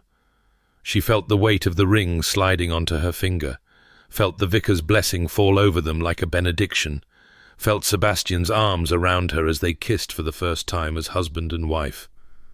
And then it was over, and she was a duchess, and the chapel erupted in applause. The wedding breakfast was a grand affair, the dining room filled with neighbours and tenants, and the few members of society who had been brave enough to accept the invitation. Toast after toast was offered to the Duke and Duchess, to their health and happiness, to the future of Thornfield Abbey. Sebastian bore it all with reasonable grace, though Rosalind caught him glancing at her frequently, as if reassuring himself that she was real. It was late afternoon before they finally escaped the celebrations, retreating to the library, their library, the place where everything had truly begun for a few moments of quiet. "How do you feel, Your Grace?" Sebastian asked, drawing her into his arms. "Strange." Rosalind leaned into him, savouring the warmth of his embrace. "Like I've stepped into someone else's life and found it fits perfectly." "It is not someone else's life. It is yours. Ours." He pressed a kiss to her temple. "I have been waiting all day to have you to myself." "You have me now." "Not quite." A shadow crossed his features. "There is something I must tell you. Something I should have said before, but the timing never seemed right." Rosalind felt a flutter of unease. "What is it?" Sebastian released her, moving to his desk and withdrawing a folded document. "After you arrived at Thornfield, after I learned what Edmund had done to you, I made inquiries about your family, your history. I wanted to understand how you had come to such straits. My father was a vicar. He died without savings. I became a governess because I had no other options. There is little more to understand." "There is more than you know." Sebastian handed her the document. "Your mother, did she ever speak of her family?" "Rarely. I knew she was estranged from them. Some scandal, she said, that happened before I was born. She never provided details." "The scandal was her marriage to your father." Sebastian's voice was gentle. "Your mother was born Helena Ashworth. She was my father's youngest sister." The document slipped from Rosalind's nerveless fingers. "What?" "She ran away to marry a penniless clergyman when she was 17. My grandfather disowned her immediately. He forbade any member of the family to contact her, and after his death, my father maintained the estrangement. I was only a child when it happened. I have no memory of her at all." Rosalind's mind reeled. "You're telling me we're related?" "Cousins." Sebastian's eyes held hers. "When I investigated your background, I discovered the connection. I should have told you immediately, but you were still deciding whether to trust me." The realization clicked into place. "That's why you believed my story so easily. Why you offered me employment without real hesitation. You knew I was family. I suspected. I did not have confirmation until after you had already proven yourself. He reached for her hands. Does it trouble you? The connection? Trouble me? Rosalind stared at him. Sebastian, you've just told me I have family, that I'm not alone in the world, not entirely orphaned as I believed. How could that trouble me? Some might say the relationship is too close. Third cousins, barely a relationship at all by the standards of the aristocracy. She shook her head, wonder slowly replacing shock. My mother was an Ashworth. I have roots here, real roots, stretching back generations. I belong here not just because you chose me, but because you were always meant to be here. Sebastian's voice was soft. That is what I believe. When you arrived at my door, lost and deceived and desperate, I thought I was doing a duty, atoning for my brother's sins. But now I think you were coming home. Rosalind felt tears sliding down her cheeks again. She seemed to do nothing but cry lately, though these were tears of joy rather than sorrow. You should have told me sooner. I know. I was afraid you might think my proposal was motivated by family obligation rather than genuine feeling, that you might doubt my love. I could never doubt your love. She reached up to cup his face, gazing into the grey eyes that had become the centre of her world. Not after today. Not after seeing you cry at the altar like a sentimental fool. He laughed a real laugh, full and warm, and pulled her close. I am a sentimental fool. You have made me one. Then we are well matched. I have been a fool for far longer than you. They stood together in the fading afternoon light, husband and wife, holding each other in the library where they had first begun to understand what might be possible between them. Outside, the wedding guests were finally departing, carriages rolling down the long drive toward homes and gossip and the ordinary business of living. But for Rosalind, for the Duchess of Thornfield, née Blackwood, born Helena Ashworth's daughter, ordinary life was finally, beautifully over. In its place was something extraordinary, a love she had stopped believing in, a family she had never expected, a future bright with possibility. Come, Sebastian said at last, drawing back to look at her. Patience is waiting. She was very insistent that we not miss dinner, something about a special dessert she helped cook prepare.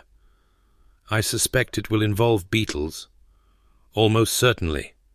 He smiled, tucking her hand into his arm. Welcome to your family, Rosalind. I hope you are prepared for the chaos. I have been preparing for chaos my entire life. She smiled back at him, her heart full to bursting. I find I am rather looking forward to it. 7 years later, the nursery at Thornfield Abbey was never quiet any more. Rosalind stood in the doorway, watching the controlled mayhem with a smile. 3-year-old James had gotten hold of his older brother's wooden soldiers and was conducting an enthusiastic battle across the carpet. 5-year-old Edward was attempting to reclaim his troops while simultaneously defending his position behind the nursery sofa. And 18-month-old Helena, named for the grandmother she would never know, was todding determinedly toward the chaos, drawn by the noise and movement like a moth to flame. Edward, let your brother play with some of the soldiers. James, give the cavalry back to Edward. Yes, that entire regiment. Helena, come here before you get trampled. The children obeyed with the cheerful reluctance of the young, and Rosalind scooped her daughter into her arms, settling into the worn armchair by the fire. Helena immediately began exploring her mother's necklace with sticky fingers. You should let the nursemaids handle them. Rosalind looked up to find Sebastian in the doorway, 15-year-old Patience at his side.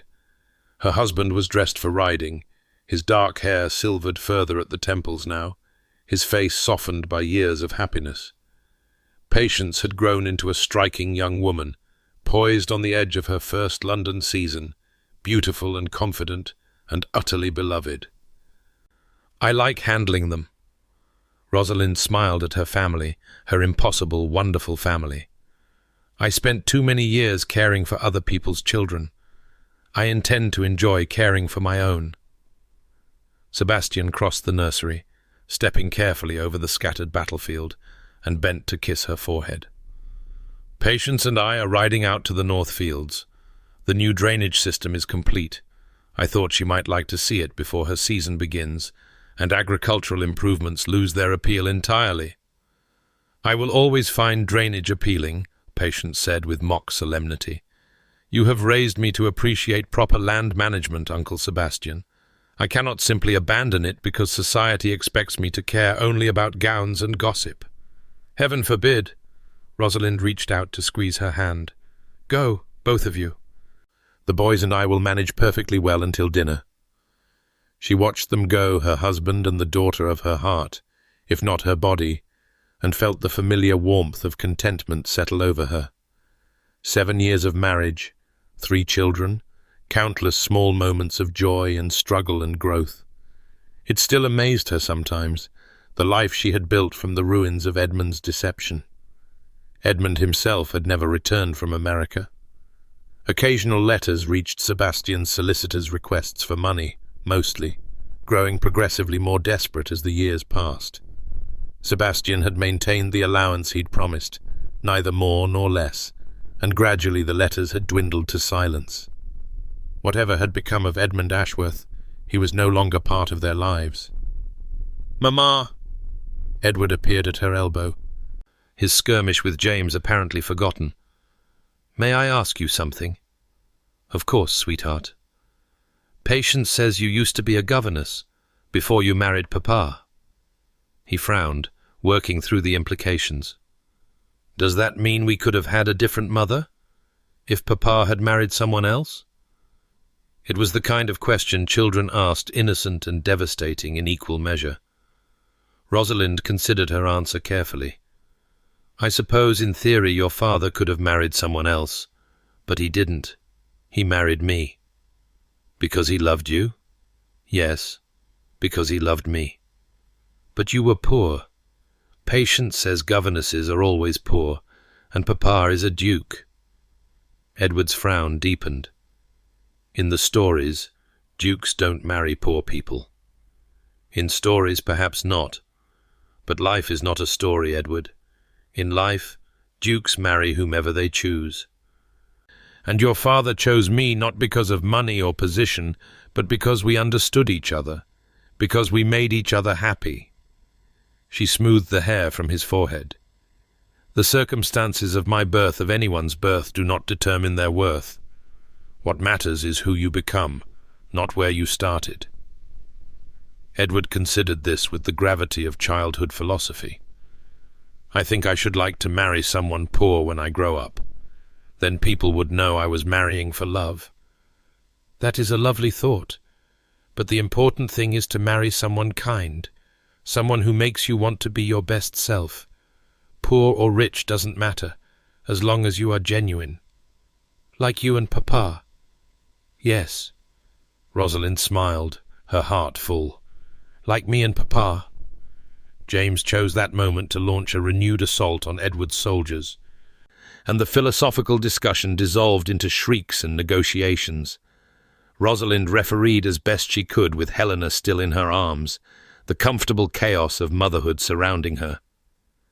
Later that evening, after the children were in bed and Patience had retired to prepare for the round of pre-season activities that would consume her coming months, Rosalind found Sebastian in the long gallery, standing before the portrait of his younger self. She had noticed him here before, always late at night, studying the image of the man he used to be. But tonight, something was different. Tonight, when he turned to face her, there was no shadow in his eyes, only peace. "I used to hate this portrait," he said quietly. "It reminded me of everything I had lost. The openness, the hope, the belief that life would be kind." Rosalind moved to stand beside him, threading her fingers through his. "And now?" "Now I see a young man who did not yet know what he was capable of, who had not been tested by loss or hardened by responsibility. He turned to look at her, his grey eyes warm. I am not that man anymore. I never will be again. But I think I have become someone better. You have. Because of you. He brought her hand to his lips. You saved me, Rosalind. You came into my life when I had given up on happiness, and you showed me that it was still possible, that I was still capable of love, of joy, of all the things I had tried so hard to kill. You saved yourself, she corrected gently. I merely showed you the door. You chose to walk through it. Then we saved each other.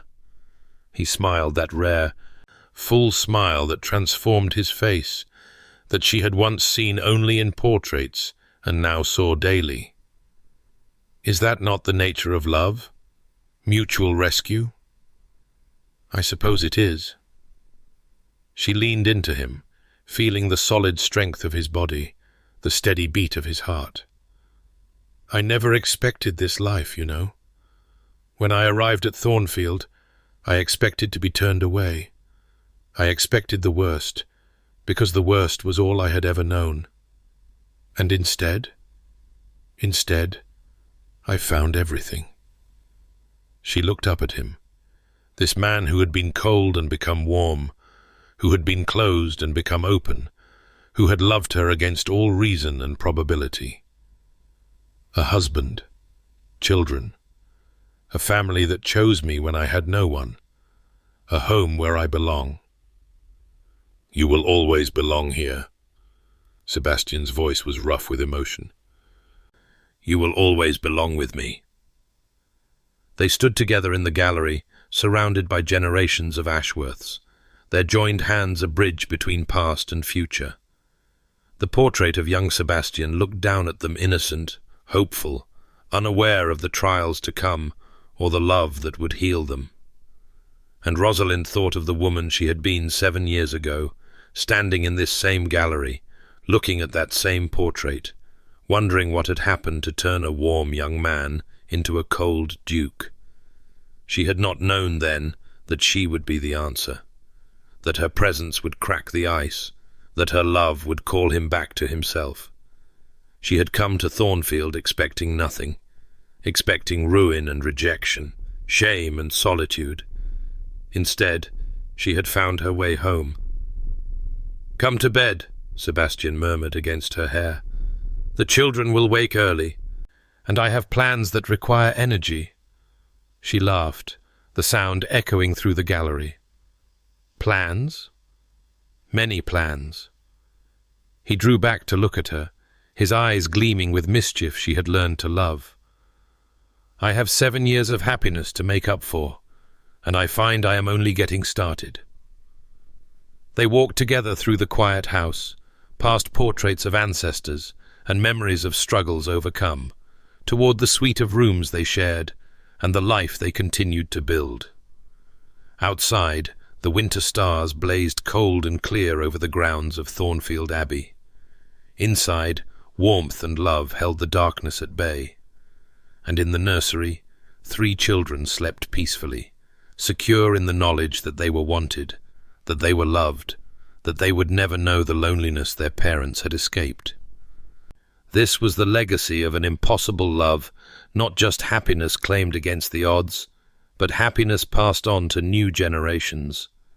Children who would grow up believing in the power of genuine connection. A family built not on fortune or position, but on the foundation of 2 people who had chosen each other when logic demanded otherwise.